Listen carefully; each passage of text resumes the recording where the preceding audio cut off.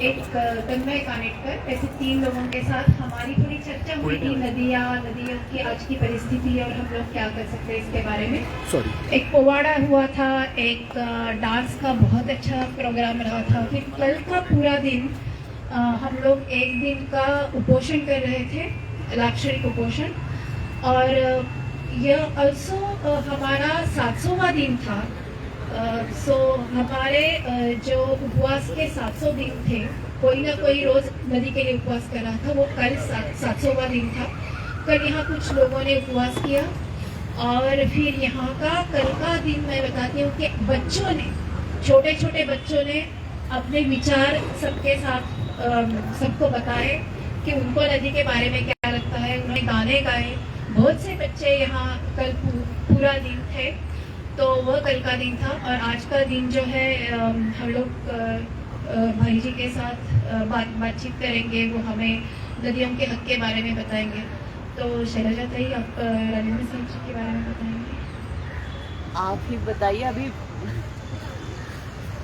मैं क्या बताऊँ आपके बारे में।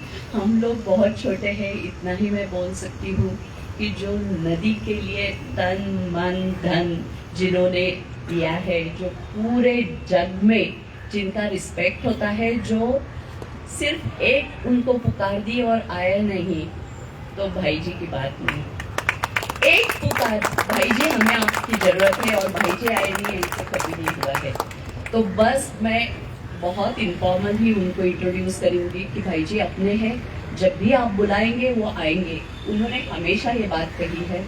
और जैसे भी हम लोग, जो भी हमारे हक अधिकार नदी के बारे में, अपने लिए नहीं मगर नदी के बारे में जो भी कहना चाहते हैं, सरकार से कहे या कार्यकर्ताओं से बात करनी है, मार्गदर्शन लेना है, जो भी है, भाई जी हमारे साथ हमेशा रहे हैं। नरेंद्र भाई, उनके लिए क्या बताओ, वो जल बिरादरी का यहाँ का पूरा महाराष्ट्र की जिम्मे ले रहे हैं। सारे लोगों को इकट्ठा करना, यही नरेंद्र भाई दिन रात करते रहते हैं अपना बिजनेस संभाल के। सुमन जी, जहाँ जहाँ पे कनेक्शन होता है उनके साथ जाके बातें करना, चर्चा करना और वो नदी का काम चालू करना पांडे जी निभाते हैं। तो ये सब नदियाँ जो इकट्ठा, नदी की शक्ति इकट्ठा हो रही है, वो ये सब लोगों की वजह से है। संग्राम के बारे में हम लोग क्या बात, पुणे वाले सब लोग जानते हैं, जिन्होंने MH12 नाम की बुक लिखी है सिविक के बारे में। तो उन्होंने काफी सारा रिसर्च किया है भाई जी, मगर ज्यादा अभी पर्यावरण में।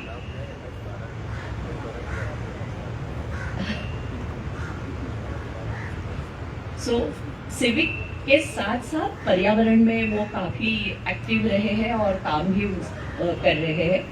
तो ओवर टू प्राजक्ता, अगर मैं देख रही हूँ मेदनकर जी आए हैं, नदियों के बाकी काम करने वाले। तो मैं बताना चाहूँगी कि हमारे यहाँ आज अलग अलग नदियों पे जो ग्राउंड लेवल पे काम करते हैं, ऐसे बहुत से कार्यकर्ता हैं जो लोगों के सामने नहीं आए हैं। तो उन्हें हम लोग यहाँ बुलाया के उनके विचार 2-2 मिनट में सुनने वाले हैं। अर्जुन मेघनकर जी आप आने वाले। नमामि इंद्रायणी प्रतिष्ठान, इनका नमामि इंद्रायणी प्रतिष्ठान है। मराठी हिंदी तुम्हाला कसं वाटेल तसंही बोला। तुम्ही आता काय काम करताय आणि भाई आम्ही आळंदी आणि परिसरामध्ये गेली 10 ते 12 वर्षापासून इंद्रायणीचं पावित्र्य राखण्यासाठी जनजागृती आणि त्या अनुषंगानं नदी प्रदूषण होऊ नये म्हणून शासन दरबारी जलबिरादरीच्या माध्यमातून त्यांच्या बरोबर राहून आम्ही आळंदी परिसरामध्ये काम करत आहोत। गेल्या 2 वर्षापासून दैनंदिन इंद्रायणीची आरती सुरू करण्यात आलेली आहे आणि त्या माध्यमातून नदी परिसरातील लोकांमध्ये जनजागृती केली जात आहे। इंद्रायणी नदी प्रदूषण होऊ नये यासाठी विविध स्पर्धा आणि विविध कार्यक्रमांच्या माध्यमातून लोकांना नदीला जोडलेलं आहे। नमामि इंद्रायणी प्रतिष्ठानच्या माध्यमातून हे काम सुरू होत आहे आणि केले जात आहे। यासाठी आम्हाला नरेंद्र भाई, जलद बिरादरी आणि राजेंद्र सिंह यांचं मार्गदर्शन लाभलेलं आहे। यापुढील काळात आळंदीमध्ये इंद्रायणीची महाआरती करायची आहे। पुढील फेब्रुवारी महिन्यामध्ये मी राजेंद्र सिंह यांना नरेंद्र भाईंच्या माध्यमातून आळंदीला येण्याचं आम्ही या निमित्ताने आवाहन करत आहे. मेदनकरनी एकच मिनिट थांबा.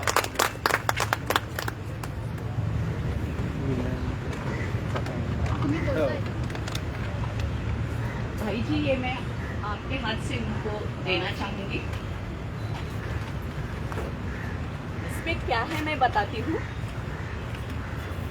जो हमारा नदी के अधिकार के बारे में है, नदी का हक मेरी जिम्मेदारी, इसमें जो है ये जो फ्लोर क्लीनर और टॉयलेट क्लीनर है जो नदी में किसी भी जलचर को बाधा नहीं लाएगा, ये पूरा बायोडिग्रेडेबल नेचुरल है. तो शुरुआत हम ही से करनी है जो अपने घर से करने वाली है. तो ये आपको टोकन भाई जी के हाथ से.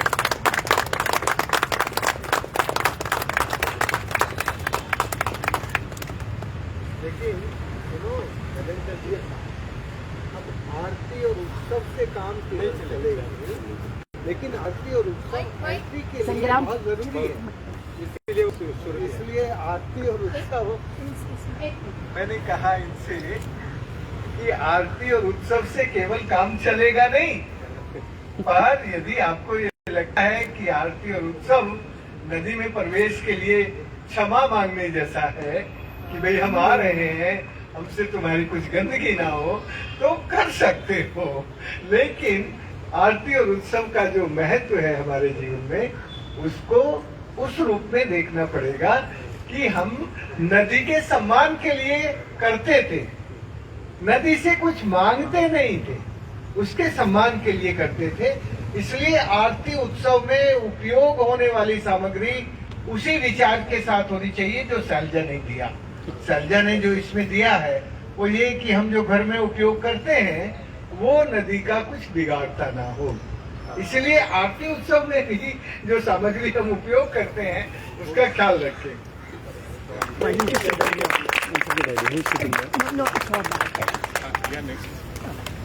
आता मनहर्ष फाउंडेशनचे मिथुन पाटील त्यांचं पण मोठं काम आहे नदीच्या बाबतीत. ते आपले विचार थोडक्यात सांगतील.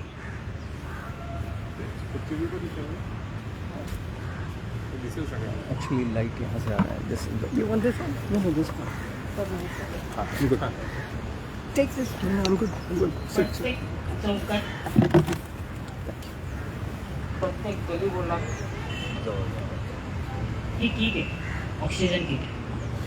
भविष्यात तुम्हाला भविष्यात याची गरज आहे. आणि ही किट जसा वेळ भेटला कंपनीचं काम करून त्याच्यातनं एवढा वेळ भेटला तो वेळ मी या नदीसाठी, या पर्यावरणासाठी गल्ली बोळा चौकात, कंपनीच्या समोर, शाळेसमोर, प्रायव्हेट बस समोर प्रत्येक ठिकाणी थांबलेला दिसेल.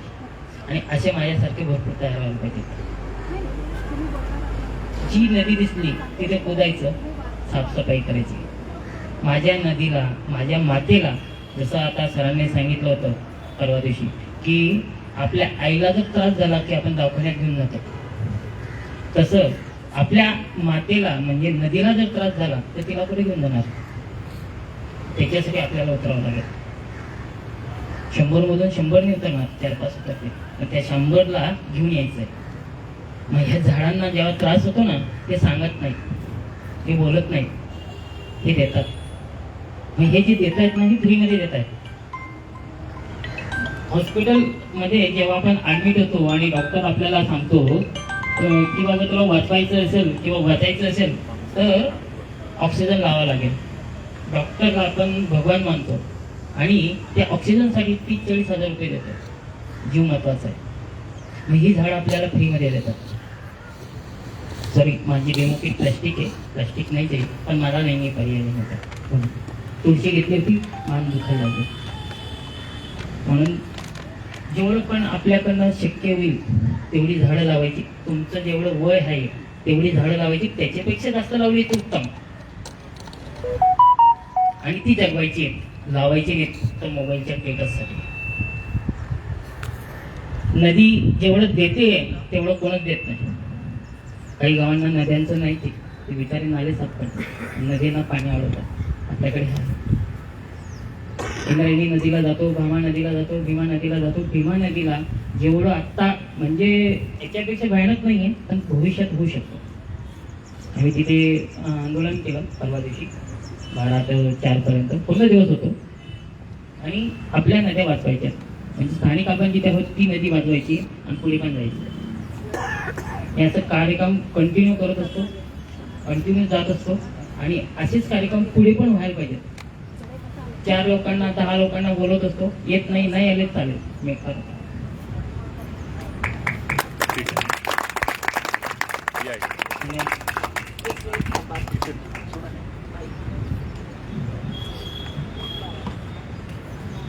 असं फिरत असतो पण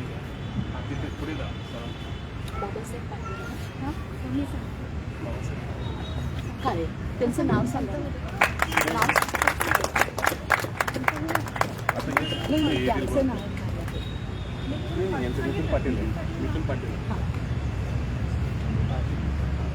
मिथुन पाटील.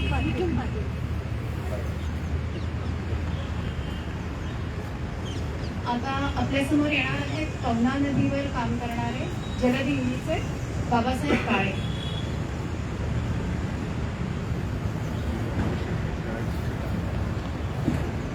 नमस्कार सर्वांना. बाईजींना पण नमस्कार. बाईजी, सगळ्यात महत्वाचं मी आवाज जवळ आणि तुमची ओळख करून द्या थोडक्यात. आणि मग हां आणि कामाबद्दल. मला जेव्हा सकाळी कळालं की असा एक छान नदीवरील असा कार्यक्रम आहे आणि त्या कार्यक्रमासाठी सन्माननीय भाईजी उपस्थित राहणार आहेत, तेव्हा मी तत्काळ इथे येण्यासाठी उत्सुक झालो आणि आपल्यासमोर आहे. सकारात्मक स्वास्थ्य, पर्यावरण, अध्यात्म आणि विज्ञान यांची सांगड घालत गेली 25 वर्ष जलदिंडी अतिशय सकारात्मकपणे इंद्रायणी ते पंढरपूर सुरू आहे. आणि एक वर्षाचा भाग भाईजी होते, त्या प्रवासामध्ये होते, चूक सर सुद्धा होते. आणि जलदिंडीच्या माध्यमातून जलमैत्री अभियान हे महाराष्ट्रातील अनेक नद्यांवर सुरू आहे. पैकी मी फक्त पवना नदीविषयी बोलणार आहे.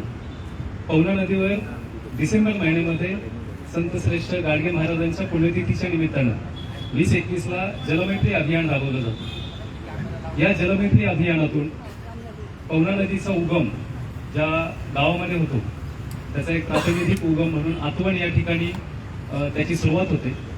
आतवणच्याही पलीकडं जाकमाता मंदिर आहे, जाकमातेचे डोंगर आहे, तिथून जे झरे निघतात त्याच्यातून त्या पवनीचा उगम होतो आणि तिथून या जलमैत्रीला सुरुवात होते. जलमैत्री चिंचवडपर्यंत 2 दिवस प्रवास, त्या 2 दिवसाचा तो प्रवास असतो. या प्रवासामध्ये संपूर्ण नदीचा जो काही भाग आहे, नदीच्या काठावर असलेली गावं आहेत, नदीच्या काठावर असलेल्या अनेक शाळा आहेत, त्या सर्वांशी संवाद साधला जातो. एक जनजागृती, एक जनचळवळ उभी करण्याचा प्रयत्न 2008 पासून पवना जलदिंडी मार्फत जलमैत्रीच्या माध्यमातून हा प्रयोग केला जातो. याच्यामध्ये चालू वर्षी आपण रिव्हर पॉलिसी एक कॉन्सेप्ट आता नवीन आणलेले आहे.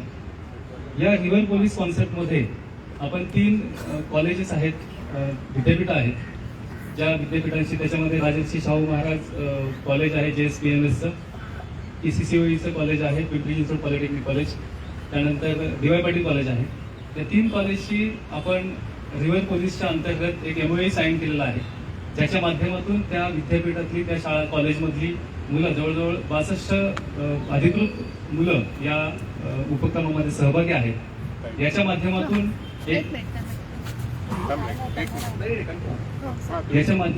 एक आपण दर ठराविक काळानंतर त्याच्या पाण्याच्या टेस्टिंग घेतो. त्याचे काही 5 पॅरामीटर्स ठरवलेले आहेत, त्याची डिओडेन्सी, या सगळ्या गोष्टी आपण तपासणी करून एक 6 महिन्याचा पिरियड त्याच्यासाठी ठेवलेला आहे. आणि या 6 महिन्यामध्ये त्या पाण्याचे जे काही रिझल्ट्स येतील किंवा त्याच्यातून जे काही निष्कर्ष निघतील त्याच्यावर काम करण्याचा आमचा सध्या एक त्याच्यावरती काम चालू आहे. त्याचं एक आराखडा तयार करण्याचं काम सुरू आहे. दुसरं एक महत्वाचं काम किंवा दुसरा एक महत्वाचा उद्देश आता सध्या जलमैत्रीच्या माध्यमातून आम्ही घेतोय, तो म्हणजे आपण प्रत्येक वेळेला बघतो नदी अस्वच्छ का होते.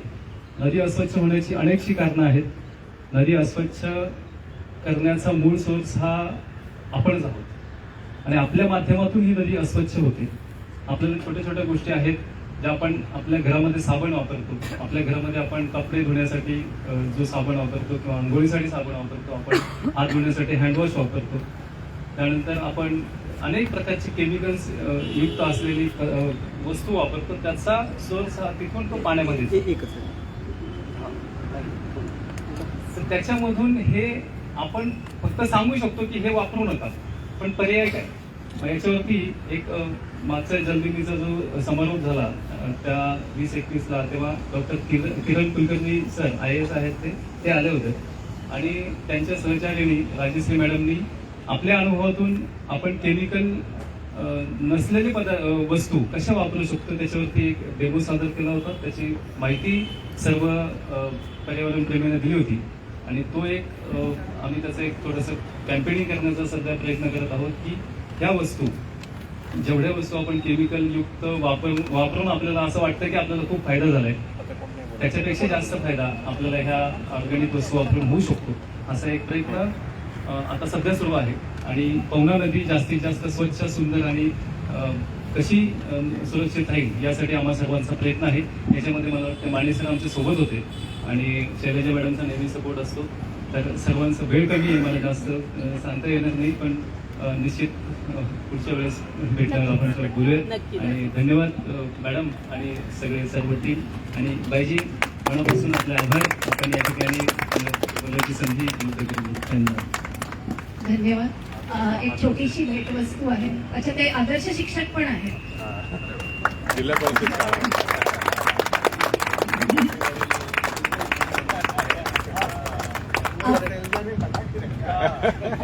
बोलने की जरूरत नहीं. मागच्या वर्षी मिळाला त्यांना आदर्श शिक्षक.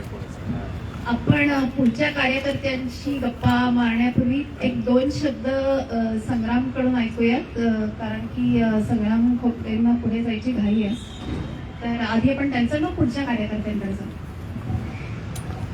जिंदाबाद साथियों. माईक चालू नाहीये का? कारण मी जिंदाबाद म्हटलो की जिंदाबाद. जिंदाबाद. असला कसला जिंदाबाद? पुन्हा जिंदाबाद साथियों. जिंदाबाद. कुणाचा? नदीचा. नद्यांचा? फक्त नद्यांचा? पर्यावरण. आज जे पाहुणे आपल्याला लाभलेले आहेत त्यांचा, आयोजकांचा, माझा, कॅमेरामॅनचा, या तरुणांचा, तरुणींचा, सिनियर सिटीजनचा, कोणाचा? नदीपेक्षा कोणी महत्वाचं नाहीये. लोकशाहीत जिंदाबाद असतो तो प्रत्येकाचा असतो, सगळ्यांचाच असतो. आणि त्या अर्थाने नदी सुद्धा सगळ्यांची असते, प्रत्येकाची असते. आणि एखादी गोष्ट जेव्हा आपण म्हणतो की हे हम सब की है, सामूहिक जेव्हा आपण त्याची ओनरशिप घेतो तेव्हा त्याची जबाबदारी सुद्धा सामूहिकच होते. ती जबाबदारी प्रत्येकावर येऊन पोहोचतेच. मला खरं तर आज वेगळं बोलायचं होतं, पण मला अध्यक्षांनी असं सांगितलं की तू राजकारणात आता पडतोयस, तुला इलेक्ट्रो पॉलिटिक्स करायचंय, तर तू निवडून आलास की नद्यांचा प्रश्न आणि नद्यांच्या हक्कावरती काम करशील असं जाहीरपणे बोल. त्यामुळे मी त्यांचा मान ठेवून अशी ग्वाही सगळ्यांना देतोय. इथे प्रॉम्प्ट करायची गरज नाही, काळ्या जोरात वाजलं पाहिजे. मला खरं तर इथे काय बोलायचं की नक्की निवडून देणार. राजेंद्र सिंगजी जसे यांच्यासारखे लोक जेव्हा भेटतात ना, तेव्हा 2-3 गोष्टी मला प्रकर्षाने जाणवतात. एक तर आहे त्यांची विद्या, म्हणजे त्यांचा सगळा असलेला जो अभ्यास आहे. पण अभ्यासू व्यक्ती सुद्धा अनेक भेटतातच, पण विद्या कशाने शोभते? विनय. विद्या विनयाने शोभते. त्यांचं बोलणं, त्यांची पर्सनॅलिटी, त्यांचा प्रेझेन्स हा इतका नम्र आणि इतका प्लेझंट आणि इतका छान असा आहे की हा माणूस इतकी वर्ष झगड्यात येतोय का? हाच तो माणूस आहे का झगडा येणारा माणूस, स्ट्रगल करणारा माणूस? तर याच्यात हे आपल्यासारख्या लोकांना, कारण इथे बहुतांश आपण ऍक्टिव्हिस्ट ज्याला म्हणतो अशी चळवळीतले सगळे कार्यकर्ते आपण आहोत, तर हे त्यांच्याकडनं खूप महत्वाचं शिकण्यासारखं आहे की कितीही मोठे चॅलेंजेस असले, केवढं मोठं काम आपल्याला करायचं. म्हणजे आपण फक्त या आपल्या पुण्याच्या नद्यांबद्दल बोलतोय, ते देशभरातल्या जगभरातल्या नद्यांबद्दल बोलतायत. आणि असं बऱ्याच वेळा वाटू शकतं की आपण हे केल्याने काही फरक पडतोय का? अरे सरकार ऐकत नाहीये, लोक ऐकत नाहीये, कोणी ऐकत नाहीये. त्यामुळे नैराश्य येणं हे साहजिक आणि स्वाभाविक असतं. पण तरीही एवढं प्रसन्न राहणं, I think that's the most important thing that all of us need to learn from people like him. I hope that's what we take away. कारण देशात इतक्या गोष्टी एकाच वेळी होत असतात आणि आपल्याला वाटतं की आपण जिंकणार का नाही जिंकणार, क्या हम ये जीत भी सकते हैं. इथे पर्यावरण के प्रश्न है, बहुत सारे अनेक प्रश्न है और सिर्फ भारत के नहीं है, सिर्फ हमारे देश के नहीं है. मी जेव्हा जय हिंद जय महाराष्ट्र म्हणतो तेव्हा त्याचबरोबर मी जय जगत सुद्धा म्हणतो. सगळ्या पृथ्वीचे प्रश्न आहेत, ते सुटणार कसे सुटणार आणि त्याचं दडपण आपण घ्यायला लागलो किंवा अगदी नम होऊन गिव्हअप केलं तर मात्र चालणार नाही. म्हणून अशा व्यक्ती खूप महत्वाच्या आहेत. शैलजा आणि जयप्रीत सगळ्या ऑर्गनायझिंग सगळ्या टीमला मी खूप धन्यवाद तुमचे सगळ्यांचे देऊ इच्छितो की अशा व्यक्तीला तुम्ही इथे बोलवलं. अशा व्यक्तीला भेटल्यानंतर 2 मिनिटं अगदी नुसतं बोलल्यानंतर एक फोटो काढल्यानंतर ती ऊर्जा आपल्यामध्ये अनेक महिने राहते आणि त्या महिन्यांनंतर ती कमी व्हायला लागली की हम वापस आपको फोन करेंगे कि हमें मिलना है, रिचार्ज करने की जरूरत है. All the very best to all of us. This is just the beginning. Congratulations to everybody for getting here. Thank you very much. जय हिंद, जय महाराष्ट्र आणि जय जगत.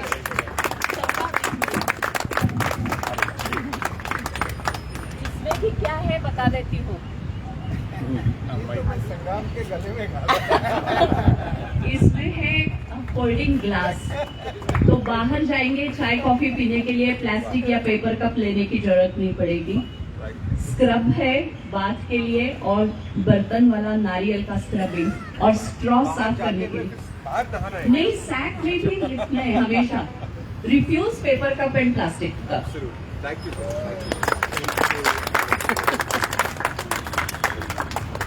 एक ही मिनट, मैं सिर्फ एक बात भूल गई कि जो यहाँ पे सब लोग आए हुए हैं, जहाँ पे गोखले मेरे को दिख रहे हैं, जो ट्यूरिल की गिफ्ट हम लोगों ने दी है, आपको जो अर्थलिंग दिया है, 10 साल से जो हम लोग विषमुक्त जीवन शैली का काम कर रहे हैं, उसमें ये सब बिजनेस एंटरप्रेन्योर छोटे छोटे पुणे में आए हैं और हर चीज का नॉन टॉक्सिक सॉल्यूशन वो दे रहे हैं.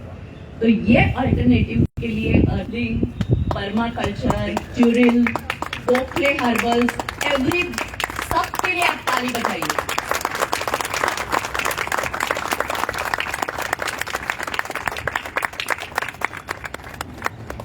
थँक्यू संग्राम. आता आपण पुढच्या आपल्या कार्यकर्त्यांकडे वळूया. मुळा नदीवर काम करणारे भालजी जडे काका, कृपया इथे 2 मिनिटात तुमचं कामाबद्दल थोडक्यात सांगता का. घनकचऱ्याबद्दल त्यांचं मोठं काम आहे. फक्त मी प्रत्येकाला आधीच माफी मागते की मी 2 मिनिटांहून जास्त कोणाला देऊ शकत नाही.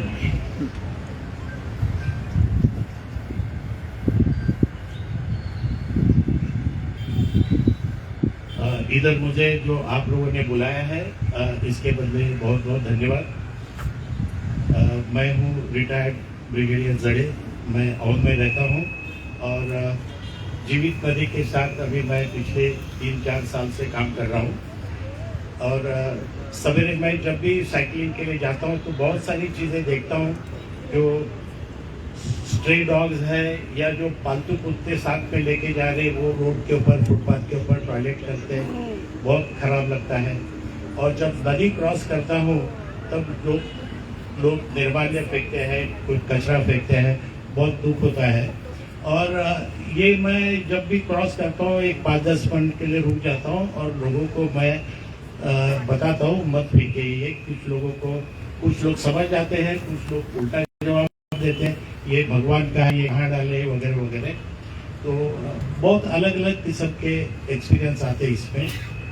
कोशिश करता हूँ, कुछ लोग मान जाते हैं और कुछ लोग ये भी बोलते हैं आइंदा मैं ये नहीं करूँगा. और शायद आज के भी सकाल पेपर में आया है इसके बारे में कि कॉर्पोरेशन का जिम्मेवारी है. बट मुझे लगता है कॉर्पोरेशन से भी ज़्यादा ये हमारी जिम्मेवारी है कि हमने ये सब करना चाहिए. तो ये मुझे लगता है कि लोग सब बोलते हैं हाँ होना चाहिए मगर आगे कोई नहीं आता है. ये बाई चांस ऐसा हो गया कि मैं ब्रिज के ऊपर एक मिनट आ दूंगा. ब्रिज के ऊपर मैं ऐसे किसी को प्रिवेंट कर रहा था, अरे ये मत करो. एक रिक्शा के साथ आर्ग्यूमेंट हो रही थी मेरी. And there was a photographer. He was taking photos of the river and the whatever birds were there. And he turned his camera, seeing this argument and the commotion. He turns toward me and took my photograph. I didn't know who he was. Sir, can I take your photograph and it will be a nice article? I say, who are you? Firstly, tell me. He says, I am a photographer from Sakal, and there can be a nice article on this matter. So if you say, okay, some reporter will contact you. I said, fine. Then one fine day, after 2 weeks, it came in the Sakal newspaper, a small thing. One retired army officer is doing this. And after that, I got almost 100, 200 calls from my friends and relatives and people around the society. Congratulations, well done, we are proud of you, this thing and that thing. I felt happy. But none of them said, "Ki Brigadier Jade, next time I'll come with you." None of them. This is my problem. This is where I feel bad. चलो आप आगे चलो, हम नहीं आएंगे. एक लोगों ने तो ये भी बोला, यार तू कर सकता हूँ मगर मैं तो ये नहीं कर सकता हूँ. He was very honest in saying that. But none of them said this thing. Now I am associated with Jeevit Nadi and Shubha Kulkarni and Shailaja Deshpande, all those people. थोड़ा बहुत हर संडे को हम काम करते हैं और जितना कोशिशें करते हैं, बट मुझे लगता है कि at the end of the tunnel, this is light not for us, but maybe next generation. Thank you very much.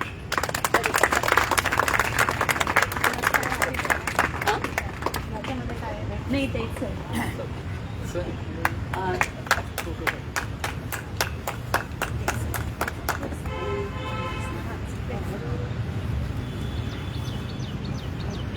Thank you. आपली पुढची कार्यकर्ते बहुतेक जणांना माहिती असेल, मोठ्या नदीवर काम करते. अश्विनी आणि लहान मुलांची, कॉलेजच्या स्टुडंटशी ती इतक्या उत्साहाने, इतक्या पॅशनेटली बोलत असते आणि त्यांना घेऊन नदीच्या सगळ्या किनाऱ्यावर साफसफाई करत असते. तर अश्विनी, फक्त 2 मिनिटं.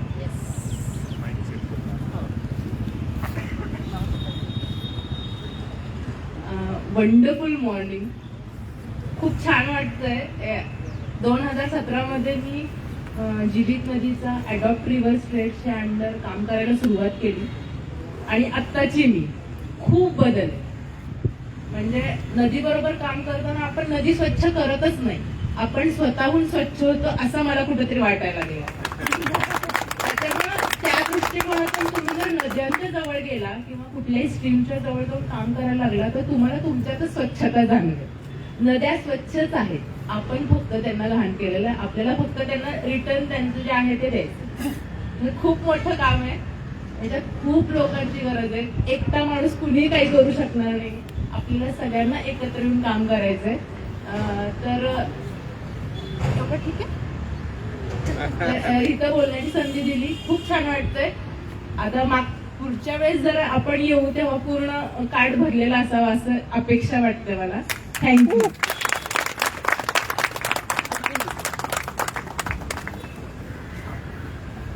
फोटो घेते कुणी? फोटो घेणार का सर? हो, एकच. ओके.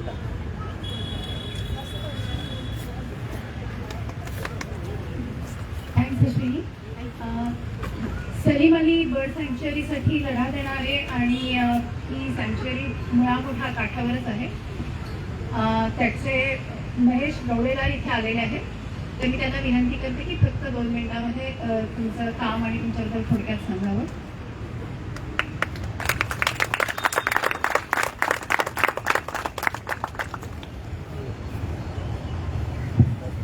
नमस्कार, मी महेश गवडेलर. सालीम अली बर्ड सँक्च्युरी ही आपल्याला बऱ्याच जणांना माहीत नसेल. अर्थात ती डिक्लेअर अशी सँक्च्युरी नाही आहे. येरवड्यामध्ये 70 ते 80च्या दशकामध्ये सालीम अली स्वतः आले होते आणि त्यावेळेस त्यांना तिथं एक पोटेन्शियल म्हणजे अभयारण्य होऊ शकतं असं त्यांना वाटलं. तर प्रकाश गोळे सर, स्वाती गोळे मॅडम आणि अनेक पर्यावरणावर काम करणाऱ्यांना असं वाटलं की इथं ते अभयारण्य होऊ शकतं आणि त्या दृष्टीने काही प्रयत्न प्रकाश गोळे सरांमार्फत झाले. परंतु त्यानंतर त्याची दुर्दशा इतकी झाली की आपण विचारही करू शकत नाही की ते इतकी अत्यंत वाईट अवस्था या नद्यांची झाल्यामुळं अनेक स्थलांतरित पक्षी किंवा स्थानिक पक्षी हे परत फिरायला लागले. तिथं दुर्गंधी, त्याच्यानंतर मग इतका कचरा की आपल्याला माहीत असेल की आपल्या इथं ज्यावेळेस एखादी व्यक्ती निधन पावते त्याचं सगळं म्हणजे ती जे काही वापरत होते ते सगळं साहित्य गोधडी पासून ते बेड पासून उशा वगैरे सगळं नद्यांमध्ये फेकलं जातं. तर असा हा कचरा हा इतका वाढला की आम्ही 2019 मध्ये नोव्हेंबरमध्ये जवळजवळ 11 टन कचरा त्या नदीमधनं आम्ही काढला 500 व्हॉलेंटियर्सच्या मदतीने. तर ह्यामध्ये अनेक पर्यावरणावर काम करणारे पक्षी मित्र असेल, निसर्गप्रेमी आहे, हे सगळे जोडले गेले. आमचा मित्र धर्मराज पाटील की जो आता आपल्यामध्ये हयात नाहीये, परंतु हा धर्मराज पाटील मुळे आम्ही एकत्र जोडलं गेलो. अनेक जण आम्हाला सगळ्यांची साथ मिळाली आणि आम्ही तो लढा अविरतपणे चालू ठेवला. आणि याच्यामध्ये आम्हाला त्यावेळेसचे शिवसेनेचे पर्यावरण मंत्री आदित्य ठाकरे त्यांची साथ मिळाली आणि आम्हाला असं वाटलं की आता आम्ही हा लढा जिंकू. परंतु ते सरकार पडलं आणि त्याच्यानंतर ते प्रयत्नही थांबले. आमचा मित्र धर्मराज गेल्यानंतर अनेक जण आमचे मित्र म्हणजे तितका वेळ देऊ शकले नाही. आम्ही कामामध्ये व्यस्त होतो. जसं काम जीवित नदी करत आहे की अविरतपणे करत आहे तसं आमचं काम तसं चालू नाही राहिलं. परंतु आज तिची अवस्था असं आहे की ते अनेक डेब्रिज टाकण्यात येते, तिथं अतिक्रमण चालू आहे, झाडतोड चालू आहे. परंतु हा लढा कुठेतरी सरकारी दफ्तरी तो अडकलेला आहे आणि तो काय पुढे सरकार नाही, तो महसूल खात्याकडे त्याची ऍक्च्युली मालकी आहे. आणि आम्ही फक्त आता थोडासा फॉलोअप घेत आहे, परंतु अविरतपणे काम चालू नाहीये. आणि आपल्या सगळ्यांची साथ मिळाली तर आम्ही तो लढा पुन्हा चालू करू शकतो. तर कृपया आम्हाला जॉईन व्हा. थँक्यू. धन्यवाद.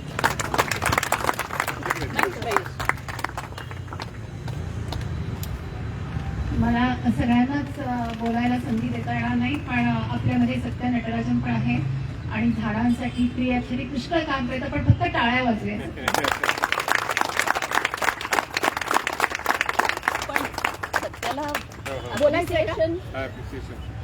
बोल ना, मग एक मिनिट बोलू शकतो. बोलू दे बोल ना Satya. Phone they I don't know. Just 1 minute. Okay fine, you just okay. अरे सिर्फ गिफ्ट क्या, तुम्हारा भी गिफ्ट दो ना. एक तुम्हीच बोलत आहे. सत्या के बारे में एक ही बात बोल सकती हूँ, जहाँ पे कुछ भी काम करना है सत्या है. सत्या नहीं है ऐसी एक भी जगह नहीं है पूना में.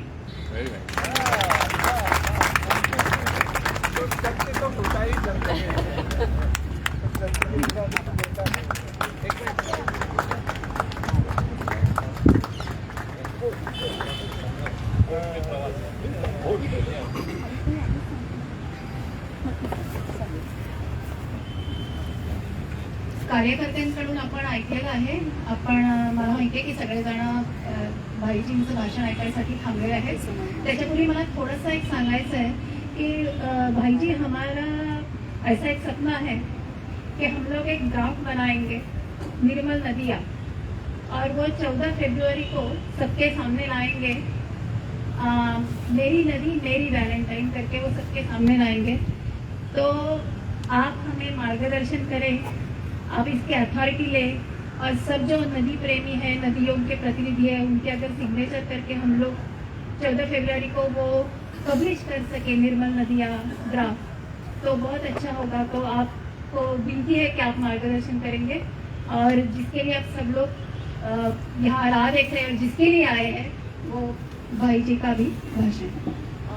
मैं पहले विनती करूंगी कि नरेंद्र भाई ने अभी तक जो जल बिरादरी के यहाँ काम किया है सारी नदियों में, और ये आगे कैसे एक एक फोकस लेके जाना है, अगर उसके बारे में बताएं और फिर भाई जी मार्गदर्शन करें तो बहुत अच्छा होगा.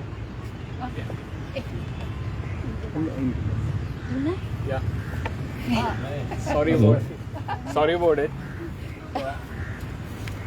What I ask is just volunteering, but somebody has given me a prize. After seeing this, I wanted to talk 1 minute. This has a floor cleaner. I have stopped using floor cleaner for the past 4 years, and we clean only every twice a day. So I would like to gift it to somebody who wants to use it. So that's what I wanted to give. So anybody who wishes to take it forward, someone youngsters को देना चाहिए. ये सत्या जो करता है वो बोलता है, वो बात है. पहले रिफ्यूज स्टेप होनी चाहिए, वो सबसे लास्ट होती है लोगों की. रिफ्यूज कोई नहीं करता, रिड्यूस ट्राई करता है, तो ये रिड्यूस की स्टेप है. happy or not, my wife is really happy because I have told her like you have to clean only every 2 days. So daily पोछने के लिए जरूरत नहीं है. So take it forward. Hello, मी मराठी बोलू का हिंदीमध्ये? मराठीमध्ये चालेल ना. Mix, sir, because some people we lose them otherwise. Multilingual. कल का वो रिक्वेस्ट मिक्स है पूरा, मराठी में हुआ तो थोड़ा सा. हिंदी, मराठी, इंग्लिश. हाँ. सप्टेंबर 2022 मला आठवण आहे, मी शेलारजींना सांगितला होता की आपल्याला मुंबईला जायचं आहे फॉर अ मीटिंग. ती मीटिंग सुधीरजी मुनगंटीवार जे आपले फॉरेस्ट मिनिस्टर आहे त्यांनी बोलवली होती. महाराष्ट्रामध्ये जेवढे नदीवर काम करणारे आपले नदीचे नायक, नदीचे योद्धा, नदी प्रहरी असे सगळ्यांना बोलवला होता. आणि द इश्यू वॉज, काही दिवस पूर्वी सुधीरजी मुनगंटीवारजींनी बाईसाहेबांना बोलवलं होतं मुंबईला. आझादी का 75वां महोत्सव, अमृत महोत्सव, तो भाई साहब को बुलाया था ये आज़ादी का 75वां अमृत महोत्सव के अवसर पर. तब वहां पर डॉक्टर राजेंद्र सिंह जी ने कहा कि देखो ये जो अमृत महोत्सव आप मना रहे हो ना, ये कुछ सार्थक होगा नहीं, आप कुछ सार्थक काम करो. अभी यहाँ पर संग्राम जी बैठे थे, वो संग्राम जी भाई साहब को बोलते हैं कि आप बिल्कुल सीधी बात कर लेते हो, एकदम सटीक बात करते हो. अभी कुछ हुआ था जो भाई साहब ने सीधे उनको कहा कि हाँ हाँ सिर्फ आरती करके नहीं चलता है, आरती में तो उस पे कमेंट किया था. तो मुनगंटीवार सर जी को ऐसे बोला कि सर ये सार्थक नहीं होगा आपका अमृत महोत्सव. तो उन्होंने कहा कि फिर क्या किया जाए. उन्होंने कहा कभी तो हमारी नदियां अमृत वाहिनियां थी, उनमें अमृत बहता था, वर्षा जल का अमृत बहता था. अभी हमारी महाराष्ट्र की सभी नदियां, महाराष्ट्र की नहीं भारत की नहीं पूरे पृथ्वी पर अधिकांश नदियां, यहां तो बोल सकते सारी नदियां तो मर चुकी हैं या वो विष वाहिनियां हो चुकी हैं. उनमें आज जहर बहता है, उनमें पानी नहीं बहता, उनमें सीधे हम पानी का आचमन नहीं कर सकते. तो उन्होंने कहा कि फिर क्या किया जाए इसके बारे में.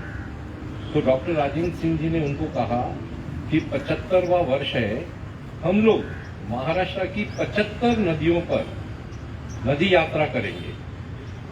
तो उन्होंने फिर पूछा कि ये नदी यात्रा का क्या उद्देश्य, क्या मतलब है इसका.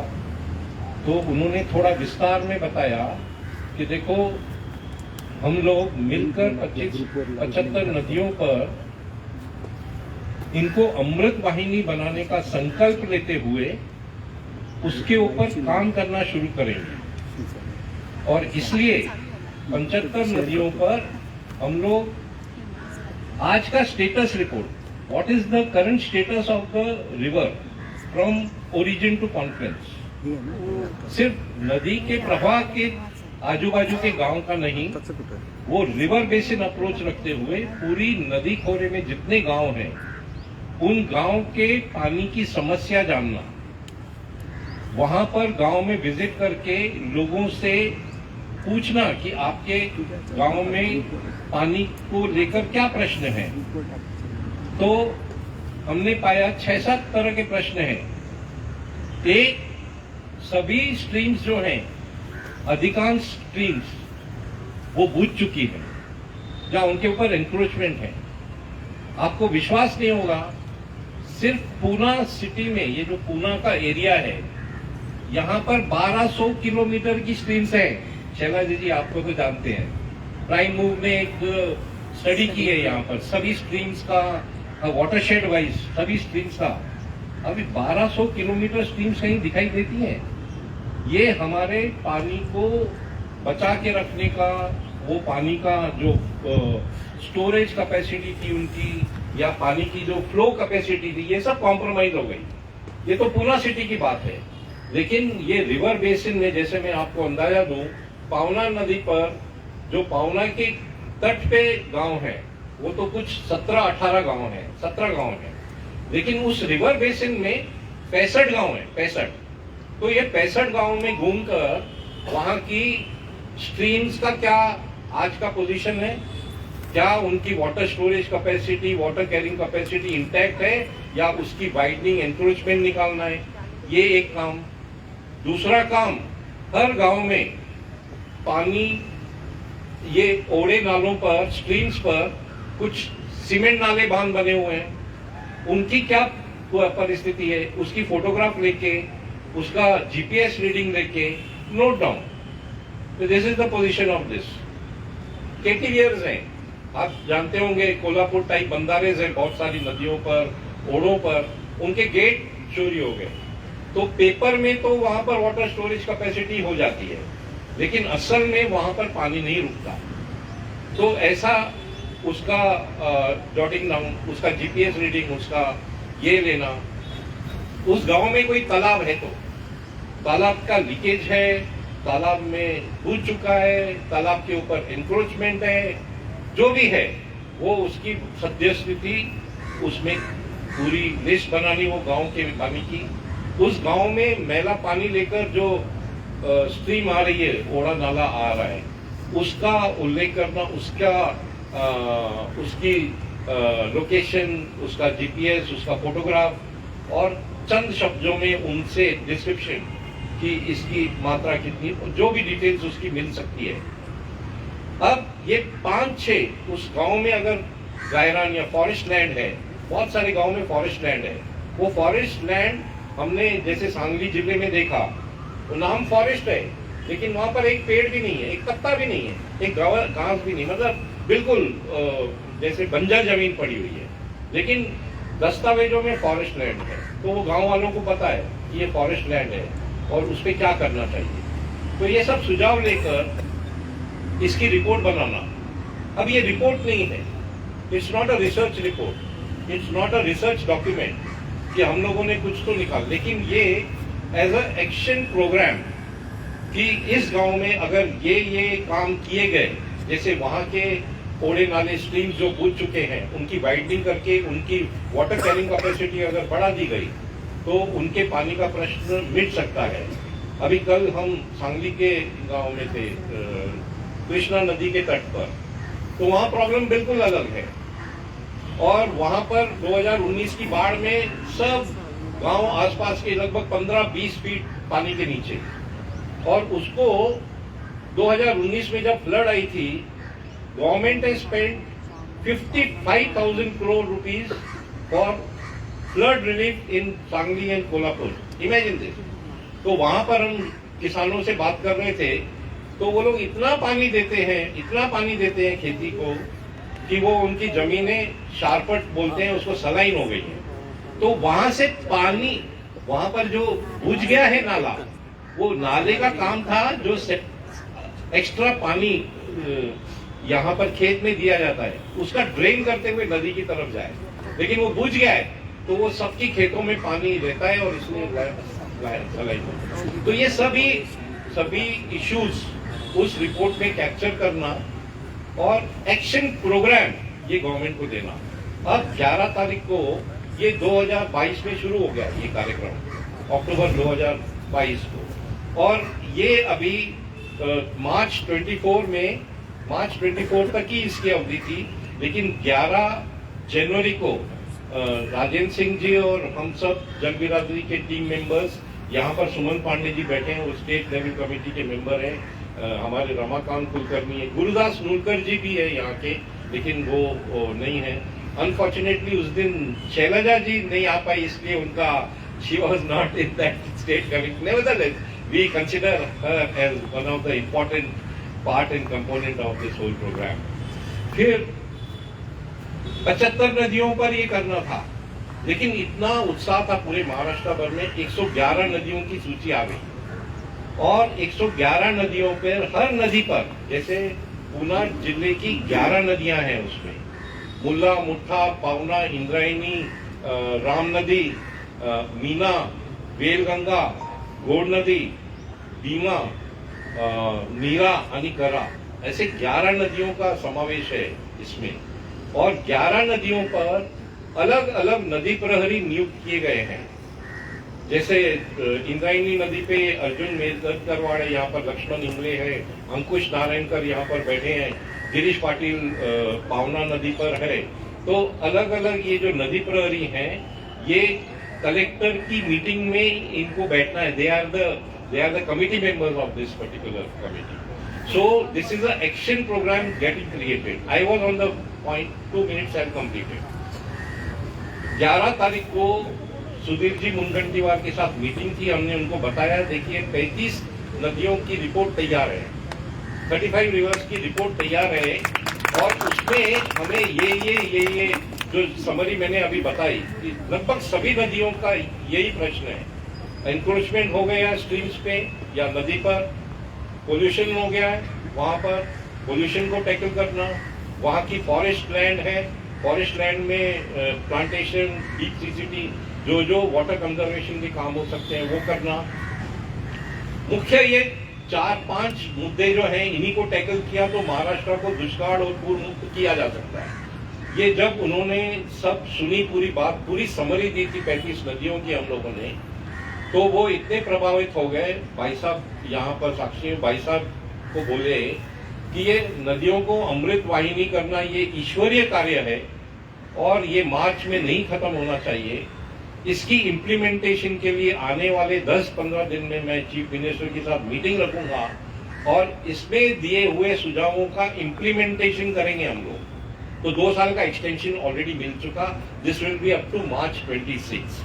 तो मैं ये सब यहाँ पर जो हमारे सभी साथी मौजूद हैं, अनुजा बाली आई है, ये हमारी राम नदी पर है, और उस पे अनिल गायकवाड़ भी है, और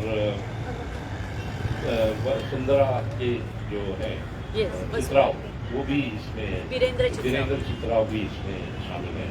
तो मैं इतना कहना चाहता हूं कि हम जो रिवर राइट्स की बात कर रहे हैं, रिवर राइट्स ही इस्टेब्लिश होने चाहिए, और वो रिवर राइट्स इस्टेब्लिश होने के लिए, जैसे भाई साहब कहते हैं कि नदी की जमीन नदी के पास रहनी चाहिए, वो और कोई काम के लिए उपयोग नहीं हो सकता है।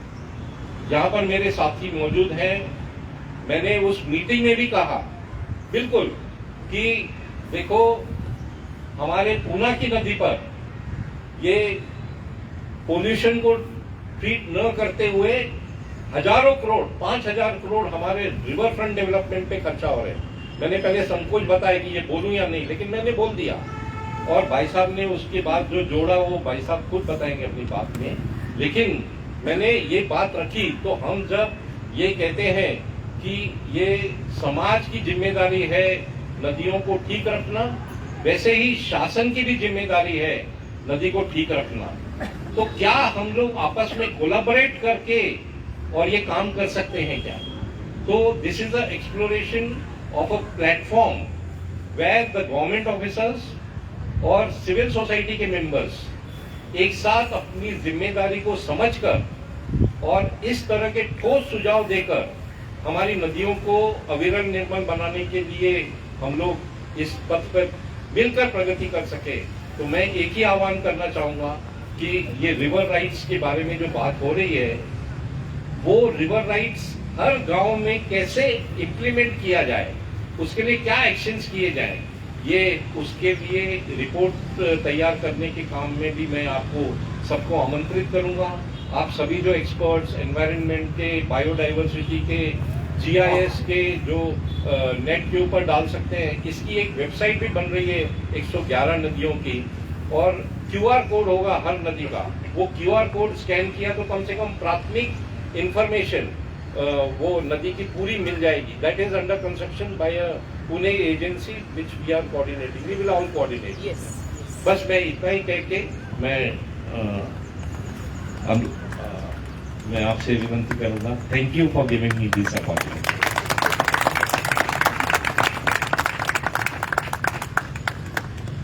एक कार्यकर्ते, एक अनुजा बाली, त्यांना आपण बोलायला आपल्याकडे वेळ नाहीये, पण फक्त आपण त्यांना भेटवस्तू देऊया। अनुजा बाली रामनदीवर काम करतात।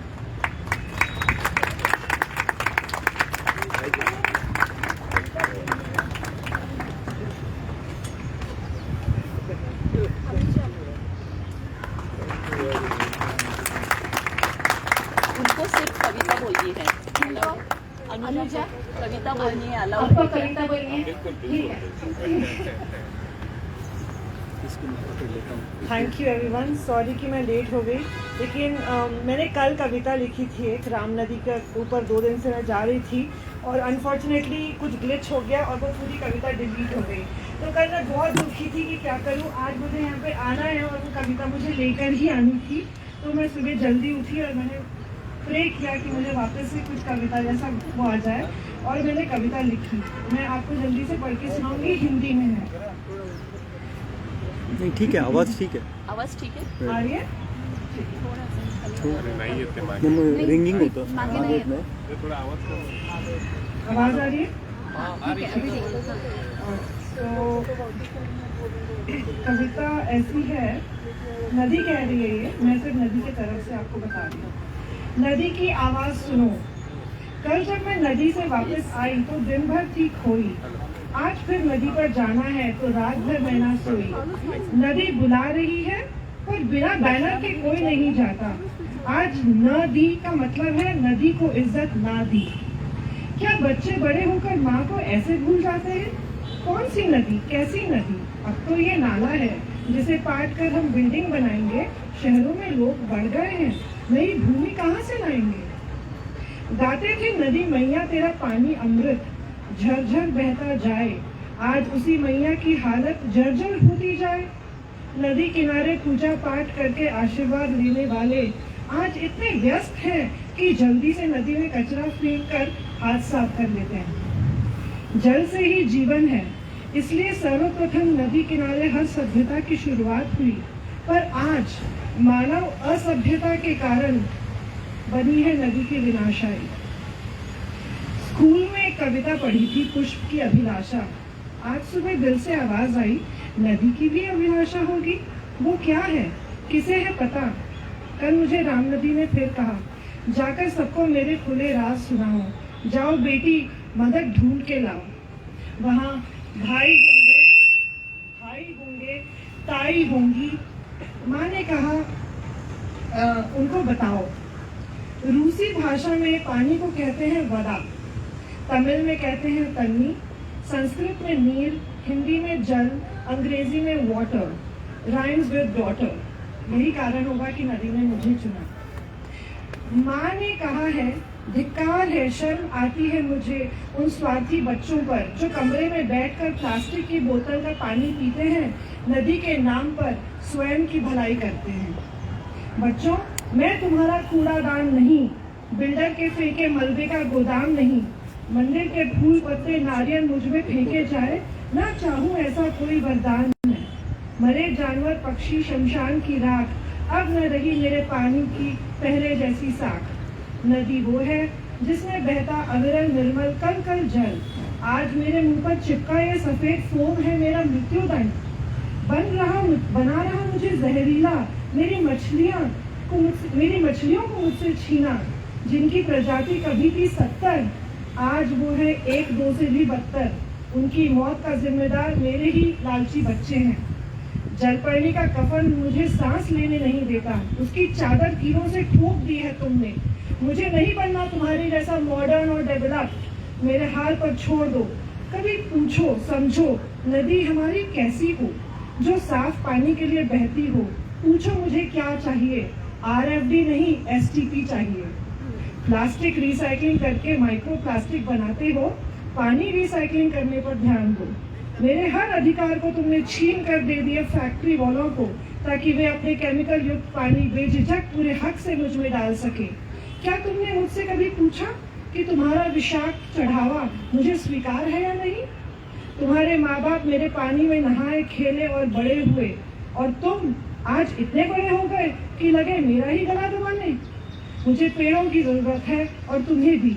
गाड़ी लगाने के लिए ढूंढते हो जिन वृक्ष की छांव, क्या क्यों काटते हो उन हरे भरे पेड़ों को? आज नदी मैया का हाल है बेहाल, देख कर भी अनदेखा, ये कोई राज नहीं। मीन राशि से रहूं सो मछली, अंग्रेजी में पाइसियन। जैसे जल बिन मछली नहीं रह सकती, वैसे मैं आप और कोई भी नहीं। पृथ्वी 3/4 है पानी, हमारा शरीर भी 3/4 पानी है, फिर भी कर रहा मनुष्य नादानी है। इस सत्य से आंख मूंद कर नदी की आवाज सुनकर भी अनसुने कर देने वालों के लिए आज मैं नदी का संदेश लाई हूँ। Thank you.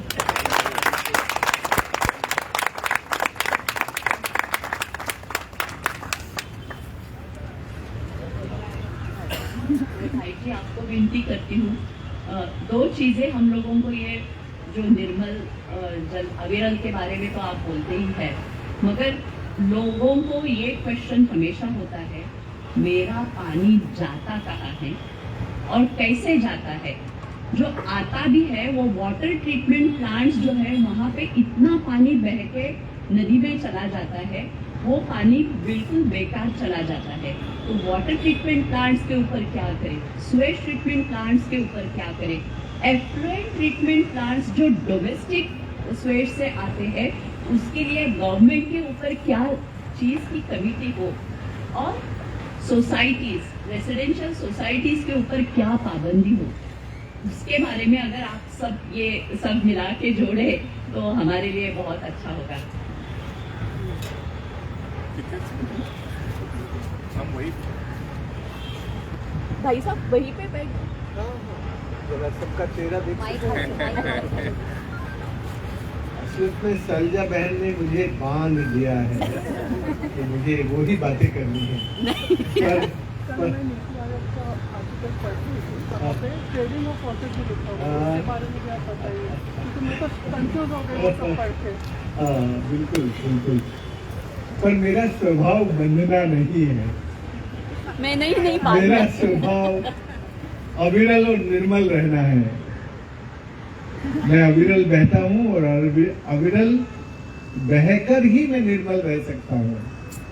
यदि मैं अविरल नहीं बहूंगा तो तुम कितने भी एसटीपी लगा लो, कुछ भी कर लो, मैं निर्मल नहीं रह सकता। मेरी निर्मलता के लिए अविरलता जरूरी है। जब तक मैं अविरल रहूंगा तब तक ही मैं निर्मल बना रह सकता हूँ। तो मैं निर्मलता पे बहन जी की बात पे आऊंगा, लेकिन बाद में आऊंगा, क्योंकि जो इम्पोर्टेंट बात होती है उसको बाद में कहा जाता है। जो मन की बातें होती हैं उनको थोड़ा पहले कर लेते हैं, पर मैं मन की बात नहीं करने वाला हूँ आपके साथ, मैं दिल की बात करने वाला हूँ। और दिल की बात जब हम करते हैं तो फिर हम बंध के नहीं रह सकते। दोस्तों, सबसे पहले हमें ये समझ लेना चाहिए कि हम लोग नदियों को देखते कैसे थे, नदियां हमारी दृष्टि में क्या थी, और नदियों को हम कैसे अपने जीवन में उनके बच्चे बन के रहना चाहते थे। आज हम नदियों के बच्चे बन के नहीं रहना चाहते, आज हम नदियों के नियंता बन के रहना चाहते हैं, नदियों को कंट्रोल करके रखना चाहते हैं, नदियों को बांध के रखना चाहते हैं। तो भारत में जब तक हम नदियों के बेटे बेटियों की तरह थे, तब तक हमारी नदियां सचमुच माँ की तरह बहती थी और वो हमें माँ की तरह प्यार भी करती थी। लेकिन जब से हमने अपनी माँ के प्रति बेटे और बेटी जैसा भाव और बेटे और बेटी जैसा व्यवहार और बेटे और बेटी जैसा सदाचार करना छोड़ दिया, तब से हमारी माँ हमसे नाराज है और वो अब हमें उतना प्यार नहीं करती जितना प्यार वो तब करती थी जब हम उसके बेटे और बेटी की तरह उसके साथ व्यवहार करते थे। इसलिए ये थोड़ा पीछे मैं लेके जाना चाहता हूं आप लोगों को कि हम कब तक नदियों को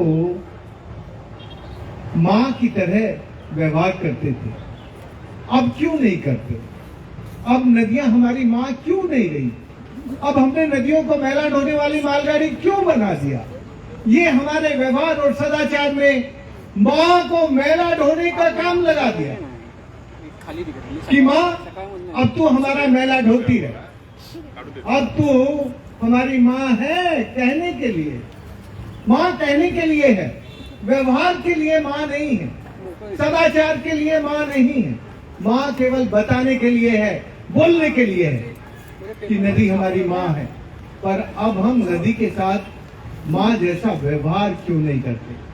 दोस्तों, जब तक हम नीर को जानते थे कि नीर हमें बनाता है, नीर हमें बनाने में मदद करता है, नीर के बिना हम बन नहीं सकते। तब तक हम नारी जो हमें तैयार करती थी, हमें बनाती थी, हमारा रूप देती थी, अपने 9 महीने पेट में रख के जो हमें सृजित करती थी, जो हमारी क्रिएटर थी, उसको हम मां की तरह व्यवहार करते थे। और नदी को हम जानते थे कि हमारे जीवन में वो आर्थिक प्रवाह हो, वो आध्यात्मिक प्रवाह हो, वो सांस्कृतिक हो, वो सभ्यता के प्रवाह हो, वो सब नदी के साथ जुड़े हैं। नदी के बिना हमारी कोई सिविलाइजेशन इस दुनिया में बनती नहीं है। जितनी भी सिविलाइजेशन है वो नदी बनाती है। इसलिए हम भारत के लोग नदियों को केवल मां कहते नहीं थे, मां जैसा व्यवहार करते थे, मां जैसा नदियों के साथ सदाचार करते थे। तो जब तक हम नदी के साथ नदी जैसा व्यवहार नहीं करेंगे, तब तक हम किसी दूसरे के ऊपर डंडा नहीं चला सकते। हमें दूसरों के ऊपर डंडा चलाना है, चलाएंगे, लेकिन कब? जब पहले हम अपने ऊपर डंडा चला लें। जब तक हम अपने ऊपर डंडा नहीं चलाएंगे, तब तक हमारा डंडा दूसरों के ऊपर असर नहीं करेगा। इसलिए दोस्तों, आपके आज मैं बहुत आनंदित इसलिए हूं कि आपकी इस लड़ाई में मैं शुरू से जुड़ा हूं और शैलजा बहन को यह विश्वास दिलाता हूं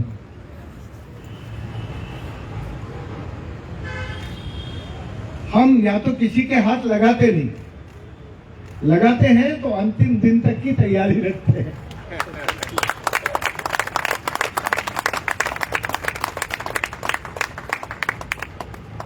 हमारा व्यवहार केवल आके भाषण देके जाना नहीं है।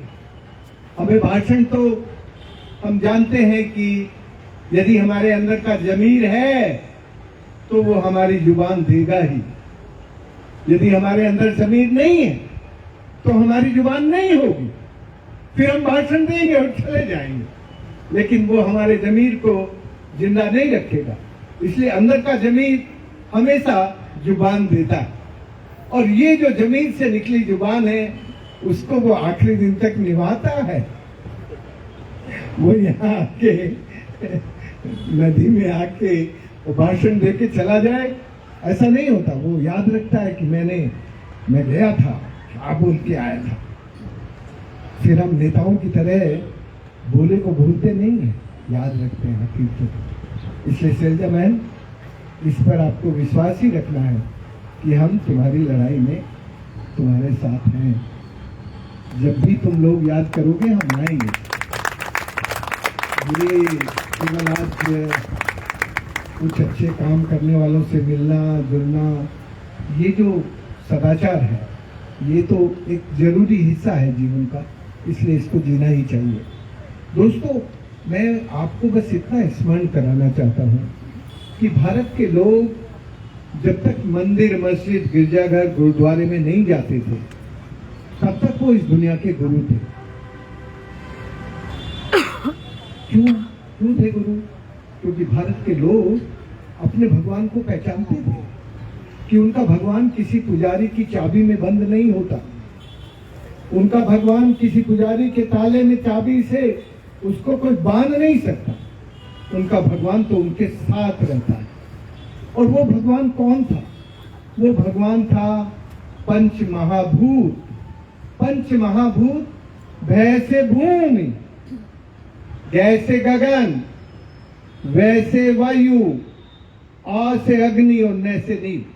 मैं इस बात को हमेशा स्मरण कराता हूं कि यदि भारत केवल झूठे नारे लगाता रहे कि हम गुरु बनेंगे दुनिया के, और वो अपने भगवान को नहीं पहचानेगा, तो मैं आज लिख के देता हूं, मुझसे कोई कभी भी पूछ लेना कि हम दुनिया के गुरु फिर नहीं बन सकते।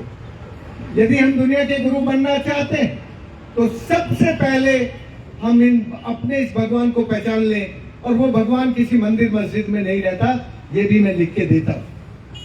वो तो हमारे साथ रहता, वो तो हमारी आत्मा में रहता, वो हमारे साथ जीता है, इसीलिए वो हमारा भगवान है। जो हमारे साथ जीता ना हो वो हमारा भगवान कैसे हो सकता है? हमारा भगवान हमारे साथ रहता है और इन पंच महाभूतों से निर्मित हमारी जो आत्मा है वो हमें हमारे भगवान से, हमारे शरीर को और हमारी आत्मा के योग को जोड़ के रखती है। तो जब तक हम इसको जानते थे, पहचानते थे इस भगवान को, तब तक भारत के लोग नीर, नारी और नदी इसको नारायण मानते थे। नारायण का मतलब है कि उसके प्रति प्यार से सम्मान आना और सम्मान में विश्वास पैदा होना और विश्वास में से मन के अंदर एक श्रद्धा का जन्म होना, और वो जो श्रद्धा है वो हमें उसकी भक्ति भाव तक लेके जाती थी। वो था नीर, नारी, नदी के प्रति सम्मान। तो हम लोग केवल कहते नहीं है कि नीर, नारी, नदी हमारा नारायण है, वो हमारे आचरण में था, वो हमारे व्यवहार में था। इसीलिए माँ को माँ कहना केवल माँ कहना नहीं, माँ जैसा सदाचार उसके साथ रखना और जीना, ये हमारे जीवन का व्यवहार था।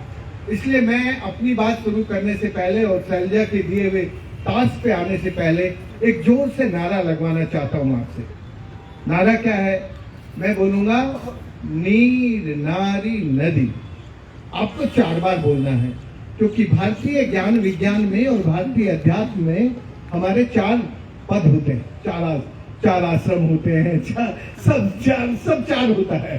तो हम भी दुनिया को ये बताना चाहते हैं कि देखो हम भगवान को भी जानते हैं और हमारे दिल में हमें पता है। ये वेस्टर्न लोग कहते हैं कि ये जो इंडियन है ये जेंडर ब्लाइंड लोग हैं, जेंडर ब्लाइंड। और मैं उनको लात मार के कहता हूं कि तुम जेंडर ब्लाइंड हो, हम जेंडर ब्लाइंड नहीं हैं। हम जानते हैं कि हमारी माँ भले ही हमारे घर के अंदर रहती हो, पर हमारी माँ के निर्णय के बिना हमारे बेटे और बेटी का ब्याह नहीं करते थे।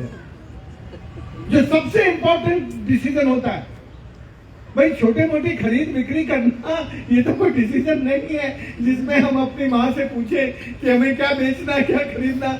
लेकिन बेटे और बेटी का ब्याह जो हमारे जीवन का एक इम्पोर्टेंट हिस्सा था, वो हम कदाचित अपनी माँ के बिना नहीं करते। पूछे, मैं उनसे पूछता हूँ तुम कौन सी माँ से पूछते हो भाई किस बेटी का ब्याह, किस बेटी किसके साथ करना है? मैंने कहा तुम्हें तो यही पता नहीं कि जीवन की इम्पोर्टेंस क्या है।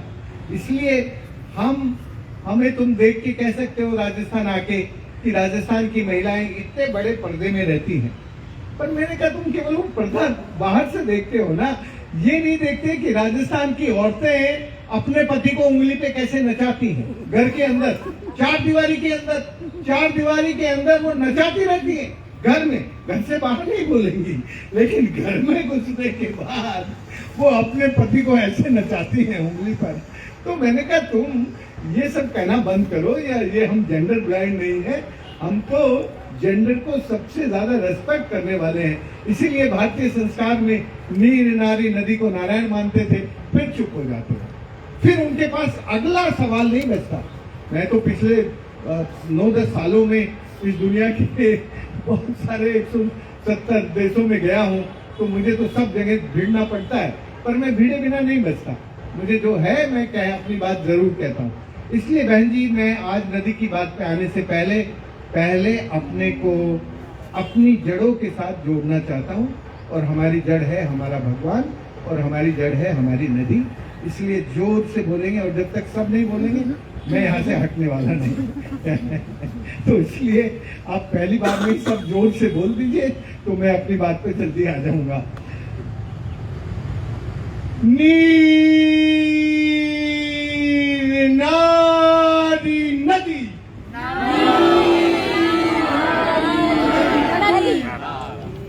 बोला तो तुमने सबने, लेकिन मजा नहीं आया। हमारी नदी सुन ले कि देखो ये सच्चे लोग हैं जो तुम्हें, मैं बोलूंगा नीर, नारी, नदी। आपको बोलना है 4 बार, नारायण नारायण नारायण नारायण। और मैंने ये बताया कि मैं नीर, नारी, नदी शब्द जो तीनों हैं वो हमारे व्यवहार में क्यों इम्पोर्टेंट थे। हम जानते थे कि नीर हमारा जीवन है, नारी हमें जन्म देती है, जननी है, वो धरती भी जननी है, स्त्री भी है, प्रकृति भी है, जो नया क्रिएट कर सकती है। ये जो मैस्कुलिन है ये क्रिएट नहीं कर सकता, ये तो फेमिनिन ही कर सकती है।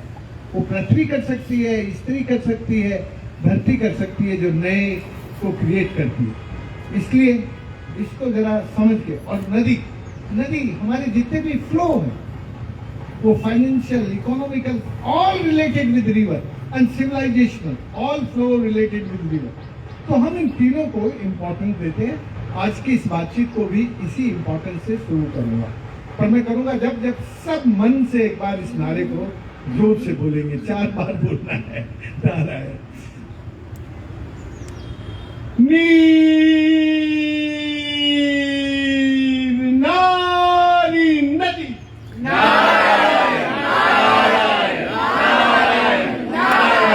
बहुत बढ़िया, बहुत बढ़िया। एक बार जरा और ध्यान लगा पूरी। नीर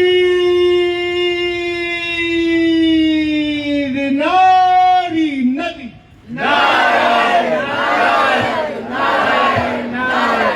वेरी गुड।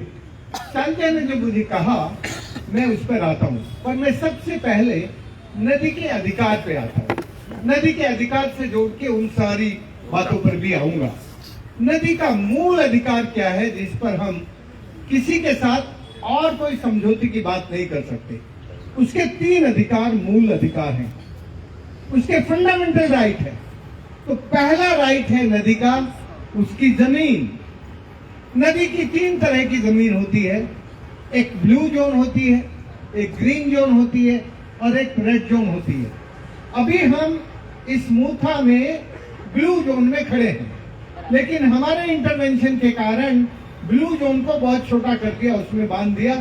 वो केवल अब ब्लू जोन वो वहां दिखाना चाहते हैं।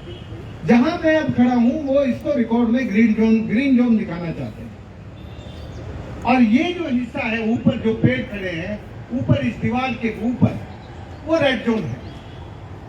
तो ये तीनों तरह की जमीन हमें नदी 3 तरह के अधिकार देती है। नदी कहती है कि देखो जहां मैं बहती हूं वहां तो तुम कुछ मत करो, वहां तुम्हें कुछ भी करने का अधिकार नहीं। वहां तुम मुझे मेरी पवित्रता को बनाए हुए मेरे अंदर आके स्नान कर सकते हो, मेरे अंदर आके तुम आचमन कर सकते हो, बूंदे छिड़क सकते हो। स्नान करने का हक देती है, आचमन करने का हक देती है। उसके पास बैठकर आध्यात्मिक ऊर्जा ग्रहण करने का हक भी नदी हमें हमेशा देती कि आपको सारे स्पिरिचुअल राइट है। आप अपनी पवित्रता के साथ आकर मुझसे बात कर सकते हो, मेरे साथ किनारे बैठ सकते हो। तो ये हक हमें ब्लू जोन में है। ग्रीन जोन में, जिसको जो रियल ग्रीन जोन है, उसमें केवल प्लांटेशन का हक है। उसमें आप पेड़ लगा सकते हैं, बांस लगा सकते हैं, और जो भी पेड़ लगाने चाहें वो लगा सकते हैं, जिससे वो पेड़ मरेंगे भी नहीं।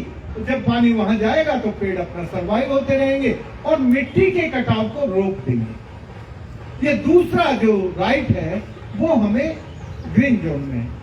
तीसरा जो जोन है जिसको हम रेड जोन कहते हैं, रेड जोन में नदी बोलती है कि भाई देखो,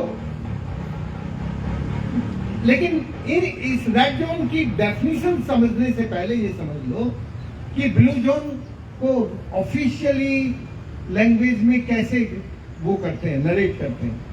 जहां पानी बहता है हर साल में जहां तक पानी बहता है वो उसका ब्लू जोन होता है। जहां 5 साल में एक बार पानी गया हो वो उसका ग्रीन जोन होता है। जहां 100 साल में एक बार पानी गया हो वो उसके रेड जोन में आता है।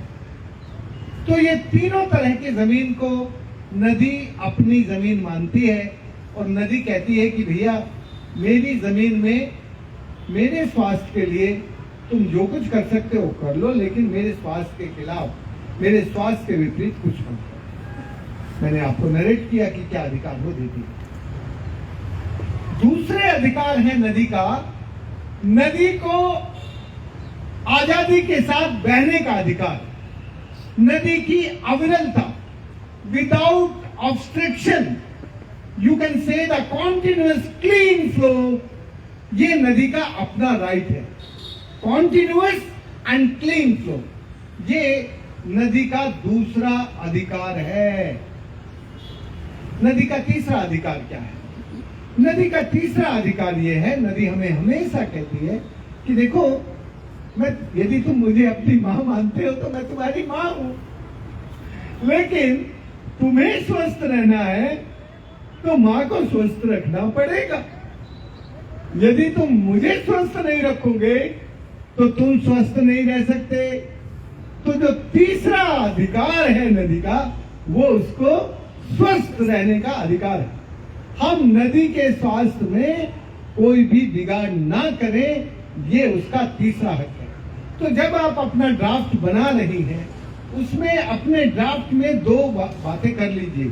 पहली बात है ये कि भाई हम नदी के 3 हकों पर कोई बात नहीं करना चाहते. ये इस सम्मेलन का उल्लेख है. यदि ये सम्मेलन इन बातों से सहमत है तो आप कह सकते हैं कि हम सर्वसम्मति से डिसाइड कर चुके हैं कि हम नदी को नदी का जमीन का अधिकार, नदी को नदी की स्वच्छ और अविरल निर्मल बहने का अधिकार और नदी को स्वस्थ रखने का जो भी अधिकार है, वो नदी का अपना अधिकार है. उसमें हम कोई कुछ भी दखल नहीं चाहते.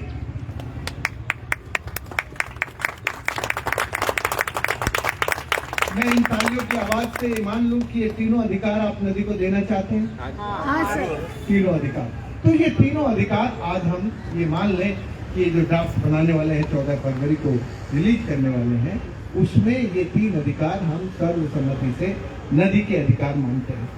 अब आप पूछ सकती है मुझसे कि राजन भाई, नदी को तो आपने अधिकार दे दिया, पर हमारा भी कोई नदी के साथ अधिकार है कि नहीं? हमारा भी नदी के साथ जीने का अधिकार है कि नहीं? तो नदी कहती है हाँ, अधिकार है तुम्हें. जो तुम अपने जीवन के लिए जल उपयोग कर रहे हो, अपने को जिंदा रखने के लिए मुझसे जल ले सकते हो, पर मुझे गंदा करके मत दो. तुमने जैसा मुझसे लिया वैसा ही करके मुझे वापस लौटाओ. तुम्हें ये हक नहीं है कि तुम मुझसे ले तो लो प्योर और दो मुझे गंदा करके. वो हक तुम्हें नहीं है. तो नदी आपको हक देती है. नदी कहती है कि मैं नदी हूं, मैं रिवर हूं, मैं सीवर नहीं हूं. तो रिवर और सीवर को, रिवर और सूएज को, रिवर और एफ्लुएंस को अलग अलग रखना. कदाचित भी ट्रीटमेंट के बाद भी हम गंदे पानी को अपनी नदी में ना डालें, क्योंकि हमारी कंट्री में बहुत बहुत बहुत बहुत बहुत लुकोनाज है. हम कहेंगे कि हमने ट्रीट करके डाला, पर हम ये भूल जाएंगे कि वो जो ट्रीट किया है कैसा ट्रीट है, उसकी कैसी क्वालिटी है, वो कितना नदी के पानी से मेल खाता है या नदी के पानी से अलग है. उस सारे आंकड़े को हम भूल जाएंगे. इसलिए पक्का बात करनी है प्रजक्ता, तो इस बात को ऐसे करो कि हम लोग रिवर, सीवर और एफ्लुएंट उनको सेपरेट करना चाहते हैं.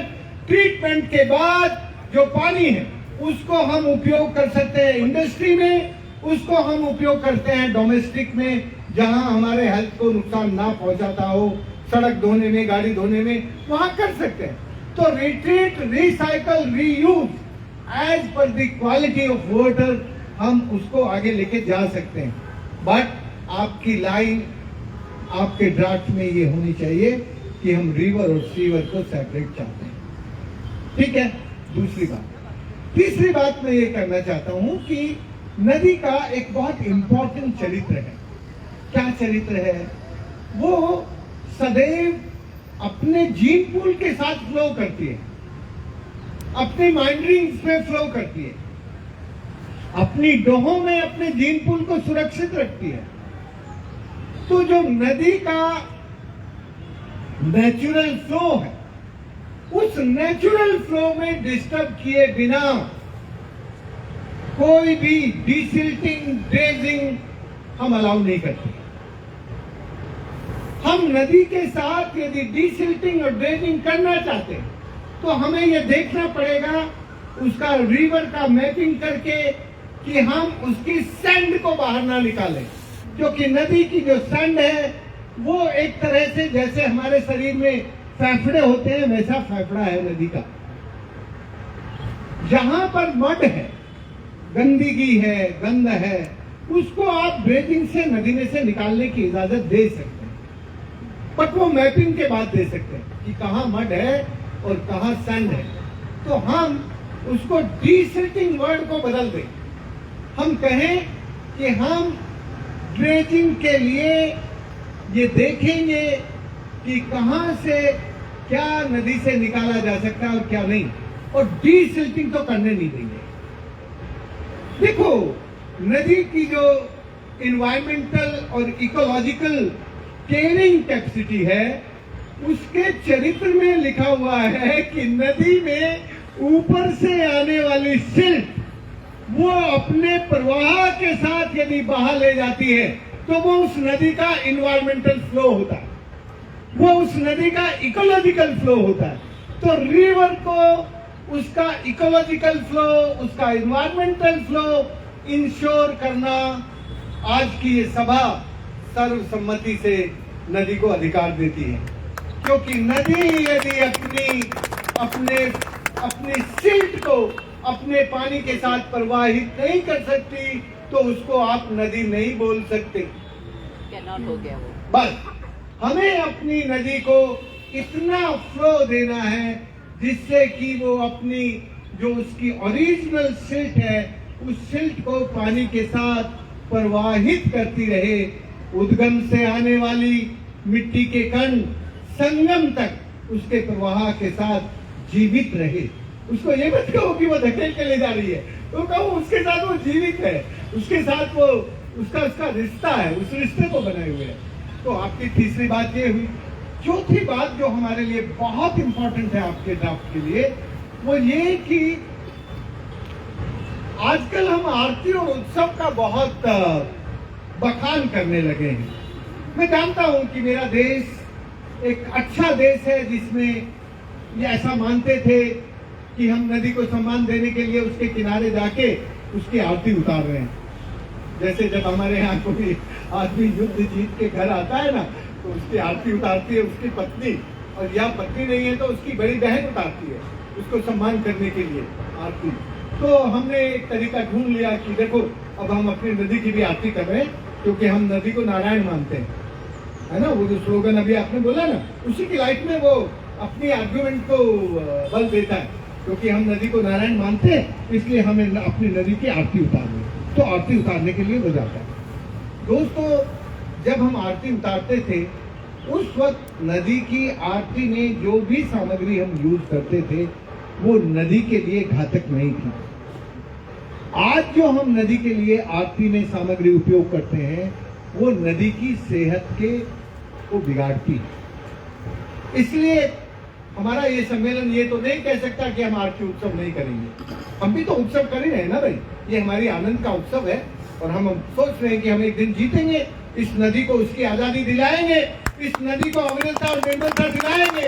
वो हमारी आजादी की कल्पना है, वो आजादी का सपना है। उस सपने को आज हम एक उत्सव की तरह अपनी नदी के किनारे मनाएंगे।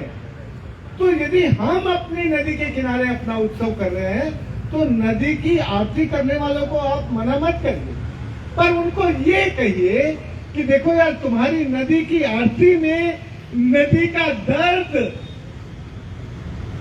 नदी की आवाज, नदी की पीड़ा,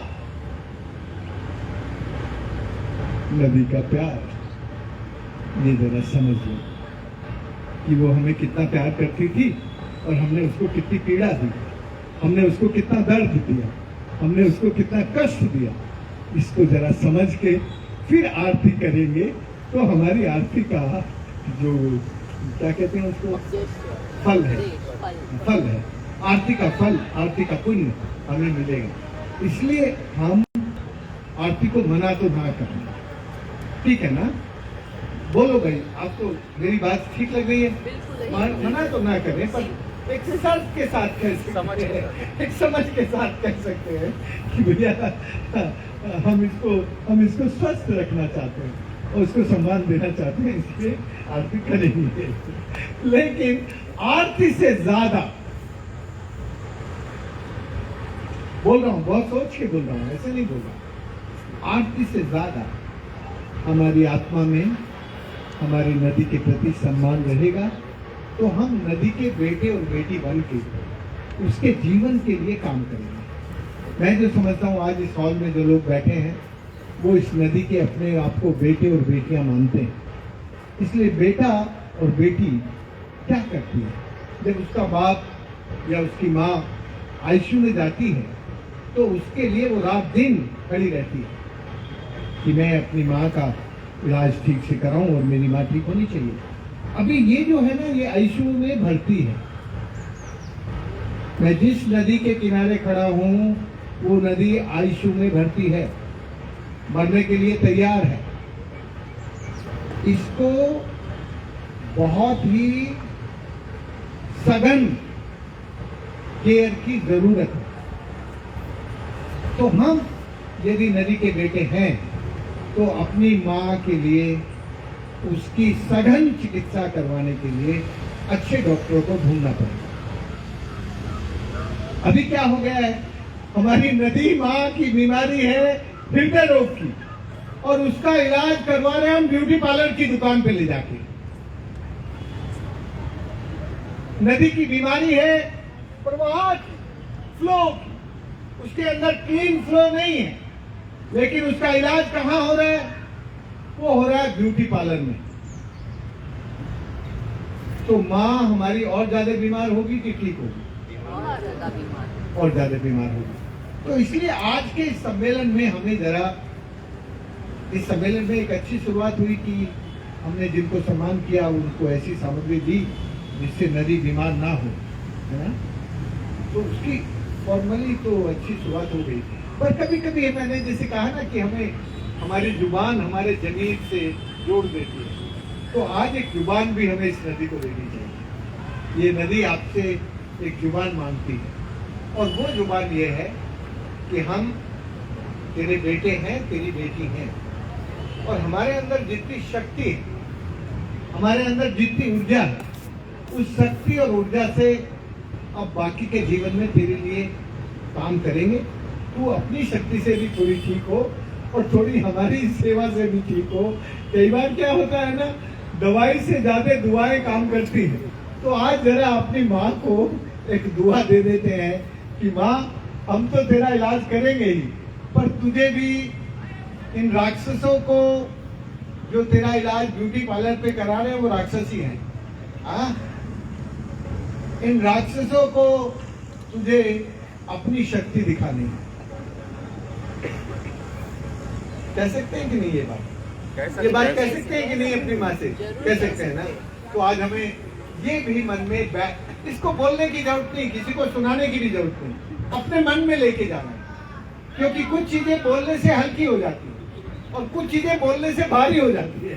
तो ये बात को हम हल्का नहीं करना चाहते। ये बात हमारी आत्मा की है कि हमें अपनी माँ नदी पर ये विश्वास है कि हम तो सेवा करेंगे ही, पर माँ तुझे भी अपनी ऊर्जा दिखानी है कि ये जो राक्षस लोग हैं इनकी अकल ठिकाने पे आ जाए और तू फिर से अविरल निर्मल होकर स्वस्थ हो जाए और फिर वो हमें भी स्वस्थ बना दे। कभी कभी हम लोगों को हमारा जो प्यार होता है ना, वो प्यार में यदि विश्वास नहीं आता तो हमारा श्रद्धा नहीं बनती उसके प्रति। तो मैं जानता हूं इस हाउस में बैठे हुए सब लोगों का अपनी नदी से प्यार तो है, पर प्यार के बदले में विश्वास कितना चाहिए और विश्वास से श्रद्धा कितनी चाहिए इस नदी में, उसकी जरूरत है। और उस जरूरत को पूरा करने के लिए हमें ये देखना पड़ेगा कि हम उस श्रद्धा को अपने अंदर कैसे ला सकते हैं। कभी कभी एक आदमी भी अपने प्यार में, विश्वास में, श्रद्धा में उसको इष्ट मान लेता है कि ये नदी मेरा इष्ट है, अब मेरा इष्ट कोई और नहीं है, ये नदी मेरा इष्ट है। जिस दिन नदी हमारा इष्ट बन जाएगी उस दिन हमारे अंदर भक्ति की शक्ति आ जाएगी और फिर हमसे लोग समझने लगेंगे कि हम कहाँ तक जा सकते हैं। अभी उनको पता है कि ये बहुत शांति प्रिय लोग हैं, नॉन वायलेंट लोग हैं, तो इनसे कुछ डरने डराने की जरूरत नहीं है। पर जिस दिन आपकी वो जो इष्ट वाली श्रद्धा भक्ति है वो आ जाएगा तब देखो क्या होता है। दोस्तों मैं एक छोटी सी घटना बताता हूँ। जब मैं दिल्ली, हरियाणा, राजस्थान और गुजरात की खानों के खिलाफ लड़ रहा था, उस वक्त एक तो मैं जवान था, हमसे 40 साल 42 साल पहले की बात है, और दूसरा जवानी के साथ साथ मुझे उतनी समझ नहीं थी कि 4 राज्यों की सरकार और भारत सरकार और सुप्रीम कोर्ट उसको कैसे बताऊं कि ये जो माइंस हैं, इन माइंस के कारण अब आगे बारिश नहीं आएगी इस इलाके में और ये इलाका उजड़ जाएगा, ये रेड शैडो हो जाएगा, यहाँ की जो हीट वेव्स हैं वो खेती करने लायक नहीं होगी। वो सब विज्ञान यदि मैं बोलूंगी तो कौन सुनेगा मुझे, कौन मेरी बात पर विश्वास करेगा। तो मेरे लिए बहुत चैलेंजिंग था वो टाइम। उस टाइम में मैंने जहां जहां मेरे लोग थे मैंने कहा चलो अरावली को बचाने के लिए रामायण पाठ करते हैं। और रामायण पाठ करने में मैंने जिनको रामायण पाठ करने के लिए ट्रेन किया था, मैंने उनकी ट्रेनिंग कैसे की, चल जब आज तुम्हें बताता हूँ, ये तुम्हारे काम आएगी आगे, बहुत काम की चीज है। मैंने कहा अच्छा भाई तुम बताओ, ये जो इतना मोटा ग्रंथ लिखा गया रामायण, ये किसके पीछे लिखा गया? तो कहा राम के पीछे। तो मैंने कहा राम के पीछे क्यों लिखा गया? तो बोले कि राम जो है ना वो सीता को बहुत प्यार करते थे और सीता को रावण ने उठा लिया, तो वो उसके प्यार में जो है उसको बचाने के लिए निकल पड़े। तो मैंने कहा ये सीता अकेली स्त्री थी या सीता कुछ बड़ी चीज थी? अब सब चकरा गए कि मैं क्या बताऊं। तो सबने कहा नहीं सीता तो अकेली ही थी, वो राम जी की पत्नी थी, तो अकेली ही थी। तो मैंने कहा अच्छा। तो फिर मैंने ये बात 1 मिनट के लिए यहाँ रोकी और मैंने कहा अच्छा तो ये बताओ कि राम अपना राज्य छोड़कर वनों में क्यों गया? भाई उसको तो राज मिल ही गया था, वो 14 साल के लिए वन में क्यों चला गया? और उसका बाप नहीं चाहता था उसको वन में भेजना, केवल केकई चाहती थी। तो केकई को जो उसने वादा किया था उसके कारण उसको भेजना भी था, लेकिन वो चाहता नहीं था। मैंने कहा उसका बाप तो चाहता नहीं था, केवल मौसी चाहती थी। तो सब चकरा गए, किसी के पास जवाब नहीं था, इस सवाल का जवाब किसी के पास नहीं था। तो मैंने कहा यार एक बात बताओ कि राम यदि राज करता तो उसको लोग ज्यादा पूछते कि आज वो जब जंगल में चला गया तो ज्यादा पूछने लगे? तो लोगों को एकदम समझ में आ गया और उन्होंने मुझे 3 उदाहरण सुनाए कि देखो वो जो राजा भर्तृहरि था ना, वो उज्जैन का राजा था और उज्जैन में राजा भर्तृहरि की समाधि पे कोई नहीं जाता, और जहां राजा भर्तृहरि ने आके तपस्या की वहां करोड़ों लोग जाते उसको नमन करने। तो ये जो राम है ना, राम भगवान इसीलिए बना क्योंकि वो जंगल में जंगली जानवरों को और जंगल को अति प्यार करता था, और जिन जंगली जानवरों के साथ अन्याय हो रहा था और जिन जंगल वासियों के साथ अन्याय हो रहा था, सुग्रीव जैसा, क्योंकि सुग्रीव का बड़ा भाई बाली रावण का खास था और उसने उसकी पत्नी को आप सब जानते हैं, सब जो भी कुछ करना था किया। तो सबसे पहले राम ने सुग्रीव की मदद की और सुग्रीव को मदद करके पूरे जो भी जंगल के वन मानुष उन सबको संगठित कर लिया और संगठित करके जो सबसे बड़ा विद्वान था अपने टाइम का, रावण कोई छोटा मोटा आदमी नहीं था, वो शिक्षा में उस वक्त का सबसे बड़ा पंडित था, क्योंकि उसने उस काल में वायुयान बनाए थे। राम कभी वायुयान पे नहीं जाके लड़ा, एक घटना नहीं है जब राम ने यान बना के लड़ाई की हो, लेकिन रावण रोज वो यान बना के लड़ाई करता था। वो बादलों पे भी कब्जा करना चाहता था, वो धरती पे भी कब्जा करना चाहता था। तो उसकी जो शिक्षा थी रावण की, वो दूसरों पर अतिक्रमण करना, प्रदूषण करना और दूसरों का शोषण करना था। उस शोषण से जंगल के लोग, जंगली जानवर सब त्रस्त थे, इसलिए राम ने अपने 14 साल उस वनवास में जाकर वनवासियों को और वन के जानवरों को, बंदरों को वन मानुषों को सबको संगठित किया और संगठित करके जिस आदमी से उसको लड़ना था, पहले राम सबको संगठित नहीं कर रहा था, पहले राम अपने छोटे भाई को भेजता था, लक्ष्मण को। जब उस लक्ष्मण से बात नहीं संभली तब राम ने धनुष उठाया और सबसे पहले धनुष उठा के रावण की नाभि में मारा, तब रावण मरा। पर इस पूरी लड़ाई को यदि देखें तो राम, जिसको हम राम कहते हैं, वो कौन था? वो राम तो बेचारा अकेला, छोटा सा, सादगी से जीने वाला, सरलता से रहने वाला, जंगली जानवरों के साथ जीने वाला, जंगली जानवरों को संगठित करने वाला, और तब जो माइनिंग करके सोने का महल बना रहा था, जो धरती को खोद के सोना निकाल के धरती के साथ अन्याय अत्याचार कर रहा था, उस रावण से लड़के जीत गया। यही है ना रामायण की कहानी, है कुछ और है? रामायण की कहानी इससे अलग है क्या? तो मुझे लगता है कि इस हाउस में बैठा हुआ हर आदमी राम है। कैमरास की बैटरी डाउन हो गई है। हर आदमी राम। यदि तुम्हारे अंदर राम ना होता ना तो तुम नदी वदी के लिए नहीं आते। इसलिए एक तो मैं आज खास बात करना चाहता हूँ तुम्हारी बातों पे आने से पहले, कि हम लोगों को कदाचित भी ये नहीं सोचना चाहिए कि हम कितने बड़े लोग हैं, हम क्या जानते हैं, हमारे पास क्या है। हम इतनी बड़ी रावणीय सभ्यता के लोगों से, रावणीय संस्कृति के लोगों से लड़ने के लिए तैयार हैं। हम वो लड़ाई लड़ना चाहते हैं, और उस लड़ाई को लड़ने के लिए हमारे पास क्या है। तो जरा एक मिनट आंख बंद करके देखो कि राम के पास क्या है। आंख बंद करके सोचो, मेरी बात मत सुनो, सोचो सच्चे मन से कि राम के पास इतना बड़ा क्या था कि वो रावण को हरा सका। मुझे लगता है कि आप लोग भी इस माँ को वही प्यार देना चाहते हैं जो राम जी वन के वनवासियों को और वन के जंगली जानवरों को प्यार देते थे। इसलिए तुम्हारे अंदर जो शक्ति है वो प्यार की है, और ये प्यार जिस दिन विश्वास में बदलेगा, तुम्हारे अंदर विश्वास सबसे ज्यादा जरूरी है शैलजा, कि हमारे अंदर पहले ये विश्वास आ जाए कि हम ये जो लड़ाई है, इस लड़ाई को आखिरी दिन तक लड़ेंगे और बीच में रुकेंगे नहीं और लड़कर जीतेंगे।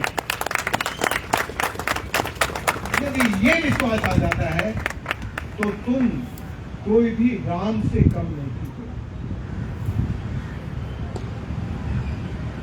मैंने कहा ना, मैं तब, मुझे कोई भी नहीं जानता था, मैं इनकी उम्र का था जब मैंने वो लड़ाई शुरू की, और 4 राज्यों की 28,000 खदानें बंद कराई। कैसे करा सकता हूँ यार? सोचो ना, बताओ ना, कैसे करा सकता हूँ? विश्वास से कि मैं लड़ रहा हूँ तो जीतूंगा। और एक इतना अच्छा चीफ जस्टिस आ जाता है सुप्रीम कोर्ट में, वो सुनते के साथ कहता है, अच्छा तुम लड़ रहे हो, तुम तो पानी का काम करते हो, तुम नदी के लिए क्यों, इसके खानों के खिलाफ क्यों लड़ रहे हो? तो मैं उसको कहता हूँ कि यदि ये खाने चलेंगी तो सूरज की लाल गर्मी इन पहाड़ियों पर पड़ेगी, और वो जो लाल गर्मी है उससे रिफ्लेक्शन होगा और टेम्परेचर 3 डिग्री ऊपर बढ़ जाएगा, और हमारे इलाके में बारिश नहीं आएगी, हम बेपानी होकर तरस जाएंगे। केवल इतना मैंने बोला था। और मेरे वकील ने, राजीव धवन मेरा वकील था, इसे कॉन्स्टिट्यूशनल लॉयर, उसने मुझे कहा कि तू बोल ये बात, मैं बोलूंगा तो मेरी जज सुनेगा, लेकिन तेरे से सुनेगा। सुने, और पूरी 4 राज्यों की खदानें खराब नहीं की। गुजरात, राजस्थान, हरियाणा और दिल्ली, 4 राज्यों की खदानें बंद हुई। और फिर जैसा आप जानते हैं, ये सब माफिया जो होता है इलीगल चलाता रहा, फिर मैं सड़क पे उतर आया, और मेरे साथ 750 लोगों ने हिम्मत नगर, गुजरात से लेकर दिल्ली तक जो भी खदानें चल रही थी उन सबको बंद कराया, मशीनें हटवाई और खदानें बंद हो गई। तो हो जाएगा ऐसा। ये जो तुम्हारी शक्ति है, वो तुम्हारी शक्ति तुम्हें आगे तक लेके जाएगी, पर तुम्हारे मन में ये विश्वास होना चाहिए कि भाई जिसे हमने प्यार किया ना, उसके साथ को आखिरी दिन तक जिएंगे। तो यदि नदी से ब्याह कर लिया है, नदी से शादी कर ली है, तो अब कोई दूसरी शादी नहीं करेंगे, अब तो इसी नदी के साथ जिएंगे और इसी नदी के लिए काम करेंगे। ये विचार जिस दिन हमारे मन में पक्का आएगा तब हम इस लड़ाई को लड़के जीतेंगे। ये लड़ाई भारी है और अभी तो इस देश में केवल और केवल इकोनॉमिक इंफ्रास्ट्रक्चर क्रिएट करने की जो कॉर्पोरेट ड्रिवन डेमोक्रेसी है उसका मेन एजेंडा है और वो इस नदी में भी जो बना रहे हैं ये उनका इकोनॉमिक इंफ्रास्ट्रक्चर है, ये उसको इसी तरह काउंट कर रहे हैं। इस वक्त ecological, environmental, water, food, climate security की चिंता किसी को नहीं है। इसलिए तुम ऐसे विपरीत समय में भी इतनी बड़ी संख्या में सब जवान भी हैं, बुजुर्ग भी हैं, टीनेज के लोग भी हैं, सारा एज ग्रुप यहाँ बैठा है पूना का, ये बहुत बड़ी शक्ति है। पहले तो मैं इस पूरी शक्ति को सैल्यूट करता हूँ, सबको आपको सचमुच दिल से बधाई देता हूँ कि आप सब मिलके इस लड़ाई में लगे हैं। आपको भगवान जी एक दिन सफलता देगा और आपको यदि स्वस्थ रहना है तो इस नदी को स्वस्थ रखना जरूरी है। ये नदी स्वस्थ नहीं रहेगी तो आप स्वस्थ नहीं हो सकते। मैंने कुछ बातें ड्राफ्ट के बारे में कही, मैं अब ड्राफ्ट के बारे में ना कह के कुछ बातें व्यवहारिक करना चाहता हूँ। ड्राफ्ट तो आप बना लेंगे, आप सब लोग कर लेंगे। मुझे लगता है कि हम लोगों को एक सबसे ज्यादा जरूरी काम ये लगता है कि इस नदी का, जिन नदियों पर हम काम कर रहे हैं, इन नदी का एक व्हाइट पेपर, एक रिपोर्ट हमारे पास, एक स्टेटस रिपोर्ट हमारे हाथ में होनी चाहिए। जब तक वो स्टेटस रिपोर्ट हमारे हाथ में नहीं होगी, व्हाइट पेपर हमारे हाथ में नहीं होगा, तब तक हम टुकड़ों टुकड़ों में लड़ाई लड़ेंगे और टुकड़ों टुकड़ों में लड़ाई लड़के आप किसी को राइट नहीं दिला सकते। आपको यदि राइट दिलाना है इस नदी को नदी का अधिकार दिलाना है तो इस लड़ाई को इंटीग्रेटेड करना पड़ेगा, समग्र बनाना पड़ेगा और इसकी समग्रता आएगी इसके स्टेटस रिपोर्ट से। आपके पास यदि वो स्टेटस रिपोर्ट होगी तो फिर आप सारे ये जो इसमें गंदे नाले आ रहे हैं, ये जो इसमें गंदगी सारी आ रही है, इसके खिलाफ एक एक जगह को पकड़ के आप उसको रुकवा पाएंगे। दोस्तों, यदि मैं 28,000 खदानें बंद करवा पाया, उस लड़ाई को इस लड़ाई के साथ जोड़ के देखेंगे तो आपको पता चलेगा कि आपको लड़ाई में सफलता कैसे मिलती है। जब आप पूरी लड़ाई को एक साथ लड़ते हैं तो आप नहीं जीतते, लेकिन पूरी लड़ाई का चरित्र आपके दिमाग में होना चाहिए कि ये पूरी लड़ाई कैसे होगी और अंतिम तक वो जो उसका नक्शा है, वो जो उसका फ्रेम है, वो आपके मस्तिष्क में आना चाहिए कि ये इस नदी को हेल्दी रिवर बनाने के लिए हमें क्या क्या करना पड़ेगा। इसलिए आपको इस नदी को दोबारा हेल्दी बनाने के लिए कुल 5 तरह के काम करने हैं।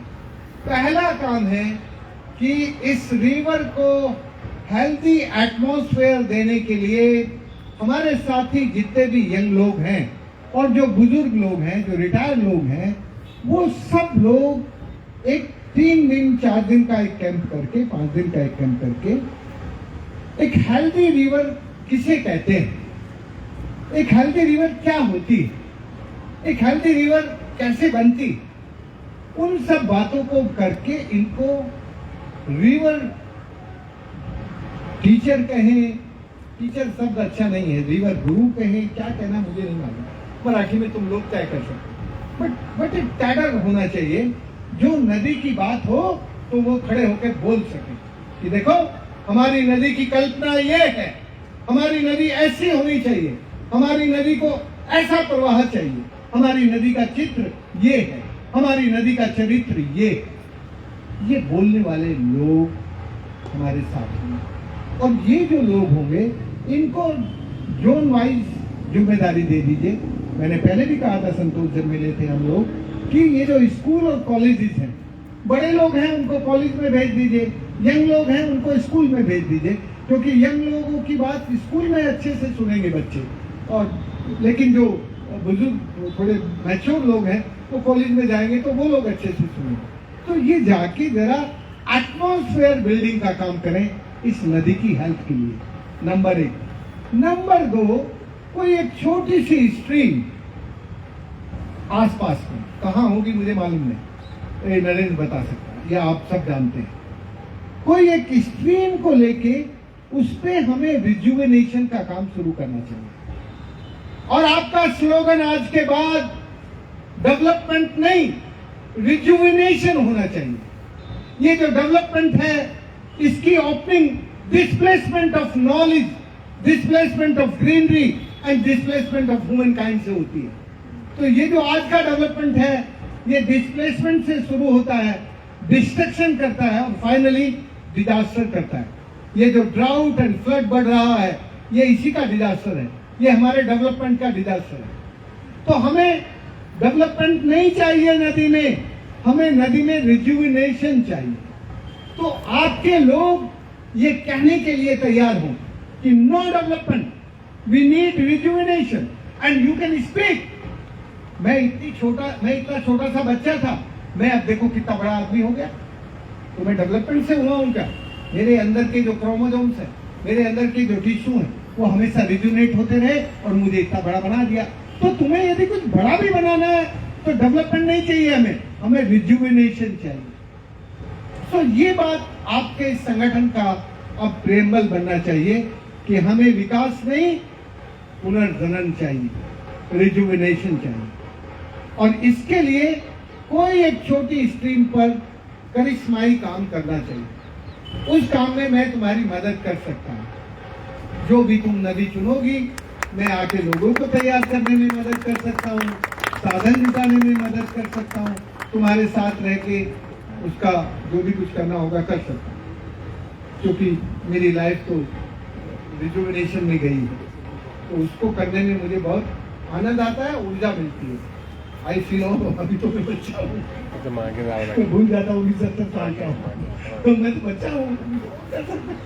तो वो जो फीलिंग है वो फीलिंग हमें उसके साथ आएगी। तो पहला हुआ एटमॉस्फेयर बिल्डिंग, दूसरा हुआ रिजुविनेशन क्रिएशन, ठीक है। तीसरा जो काम है वो है फिर हमारी नदी के राइट का काम। ये जो राइट वाला बात है ना, ये आपके तीसरे नंबर पे आता है। तो आपको फिर ये जो लोग हैं, जो आपके लोग हैं, वो खुद कहेंगे कि हम केवल लड़ने के लिए नहीं, हम करने के लिए हैं। लड़ तो हम इसलिए रहे हैं कि हम जो अच्छा काम करना चाहते हैं वो ये सरकार करने नहीं देती, ये लोग करने नहीं देते, ये ठेकेदार करने नहीं देते, ये कंपनियां नहीं करने देते, इसलिए हमें लड़ना पड़ रहा है। बट हमारा ऑब्जेक्टिव लड़ना नहीं, हमारा ऑब्जेक्टिव तो हमें अपनी माँ को इलाज करना है, अपनी माँ को स्वस्थ रखना है। तो जब हम अपनी माँ के स्वास्थ्य का ऑब्जेक्टिव एम रख के काम करते हैं तो हमें सफलता मिलेगी। देखो एक बात समझ लो कि जब हमारा साध साफ होता है, हमारा साध है हमारी माँ नदी स्वस्थ अविरल निर्मल होकर बहे, ये हमारा साथ है ना संजय बहन। मैं अकेली का नाम इसलिए ले रहा हूँ क्योंकि मुझे आसानी होती है, तो मेरे सामने बैठी हूँ, साथियों के नाम लेके भी पूछ सकता हूँ। इसलिए कोई ये ना समझे कि मैं केवल शैलजा का गीत गा रहा हूँ। शैलजा को मैं बहन की तरह पूछ रहा हूँ अपने को एनरोल करने के लिए, ठीक है। तो मैं इसलिए ये बात कह रहा हूँ कि यदि हम लोग कुछ अपने साध्य की सिद्धि में काम करना चाहते हैं तो हमें साधना करनी पड़ती है। और हमारी साधना में सिद्धि हमें जब मिलती है जब हमारी साधना के जो साधन है, जो भी साधन है वो पूरे शुद्ध होते हैं। हमारी साधना का एक भी साधन यदि पॉल्यूट होगा, प्रदूषित होगा तो सफलता नहीं मिलेगी, फिर तुम्हें कोई सफलता देने के लिए नहीं आएगा। तो साधना, साधनों की शुद्धि आपको सिद्धि दिलाएगी इस नदी को ठीक करने में।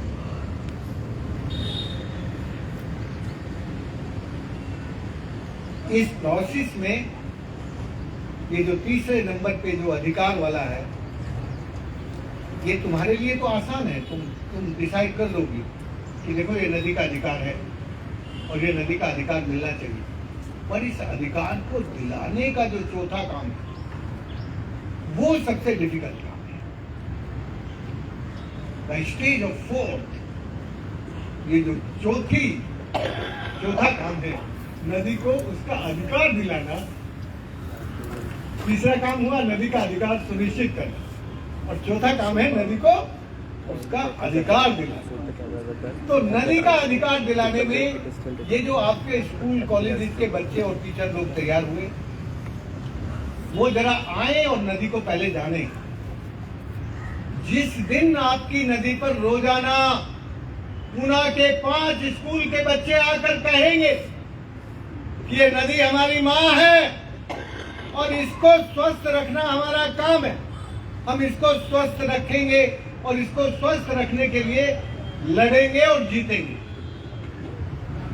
तो ये जो चौथा काम है ना शैलजा, ये तुम्हारा नहीं, ये तरुणों का है, ये युवाओं का है। और युवा जब जिस दिन बोलना शुरू करेगा उस दिन सरकार की बोलती बंद होगी। तुम कितनी भी बोलती रहो, सरकार की बोलती बंद नहीं होगी। सरकार की बोलती बंद करनी है तो ये हमारे तरुण और हमारे युवा करेंगे। और जिस दिन भी हमने ये कॉन्टिन्यूअसली एक फ्रेमवर्क बना लिया कि अब हमें नदी के किनारे रोजाना 5 स्कूल के बच्चों को लेके जाना है, और इन बच्चों का जो टारगेट है वो क्या है, आओ नदी को जाने।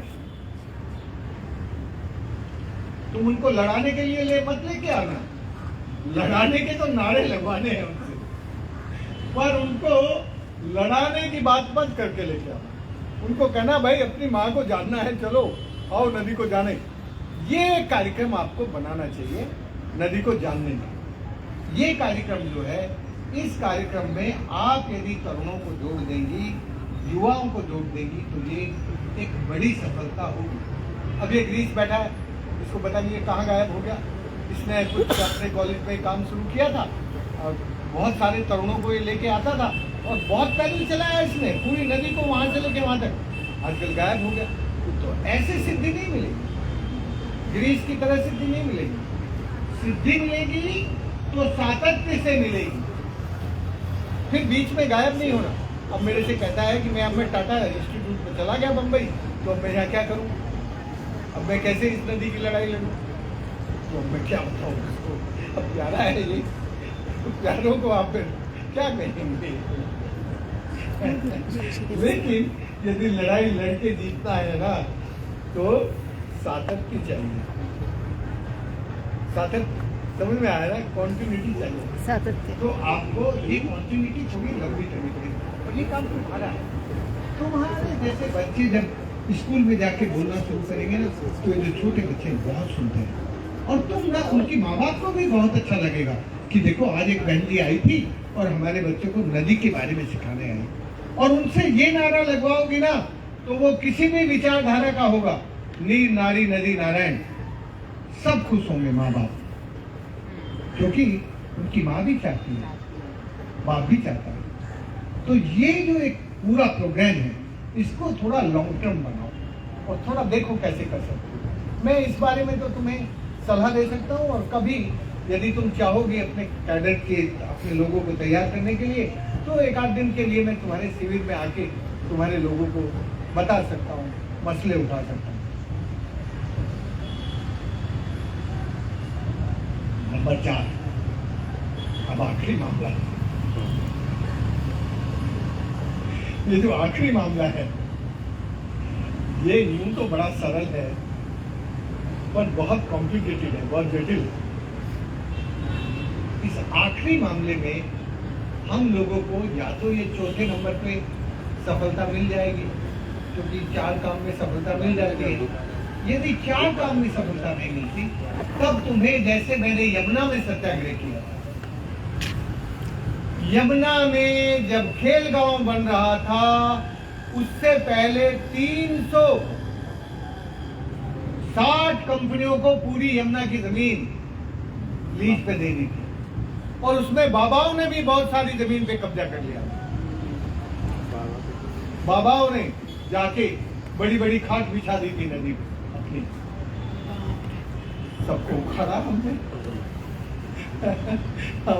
हम यमुना के पुल के पास बैठ गए सब सत्याग्रह पे, और सत्याग्रह पे बैठे तो दिल्ली के लोग आने लगे, किसी दिन 2 आए, किसी दिन 4 आए, और फिर तो भीड़ आ गई।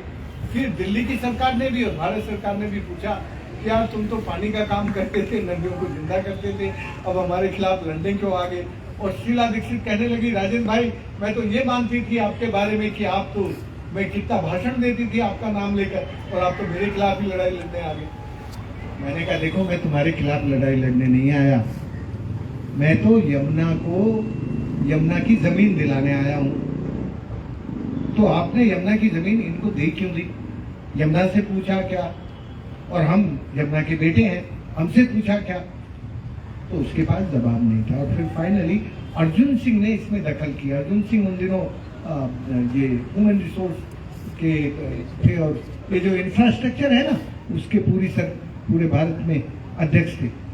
तो उसने कहा भाई ये तो इंफ्रास्ट्रक्चर को ये जमीन देना तो बिल्कुल न्याय नहीं है, नदी की जमीन कैसे दे सकते हो?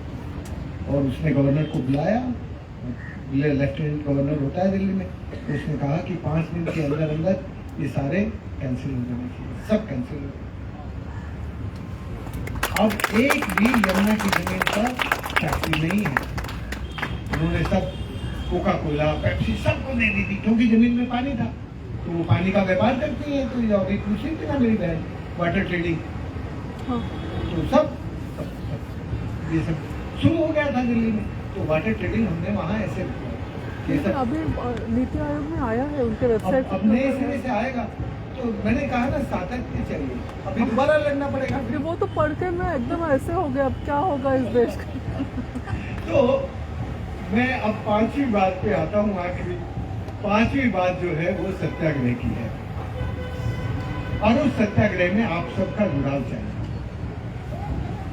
मैं अंत में कहता हूँ कि तुम यदि शुरू करोगी तो मैं भी आ जाऊंगा, जैसे आगे आ जाए, सब ज्यादा दिन के लिए आ जाऊंगा, पर वो करना पड़ेगा स्टेज में, पूरी तैयारी से करना पड़ेगा, ऐसे ही नहीं।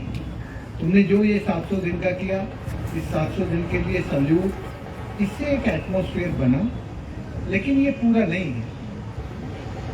समझ में आने, हमें पूरा सिस्टमेटिक करना पड़ेगा। सिस्टमेटिक करेंगे और एक साथ बैठेंगे सब लोग, तो उसका असर आएगा, उससे बदलाव होगा। मैं अपनी बात को खत्म करते हुए अब आपसे संवाद करना चाहता हूँ। किसी के मन में कोई सवाल हो तो सवाल पूछिए, और तुम्हारी भी कोई बात रह गई हो तो सवाल पूछिए। सब पॉइंट्स कवर हो गए। हाँ, यस।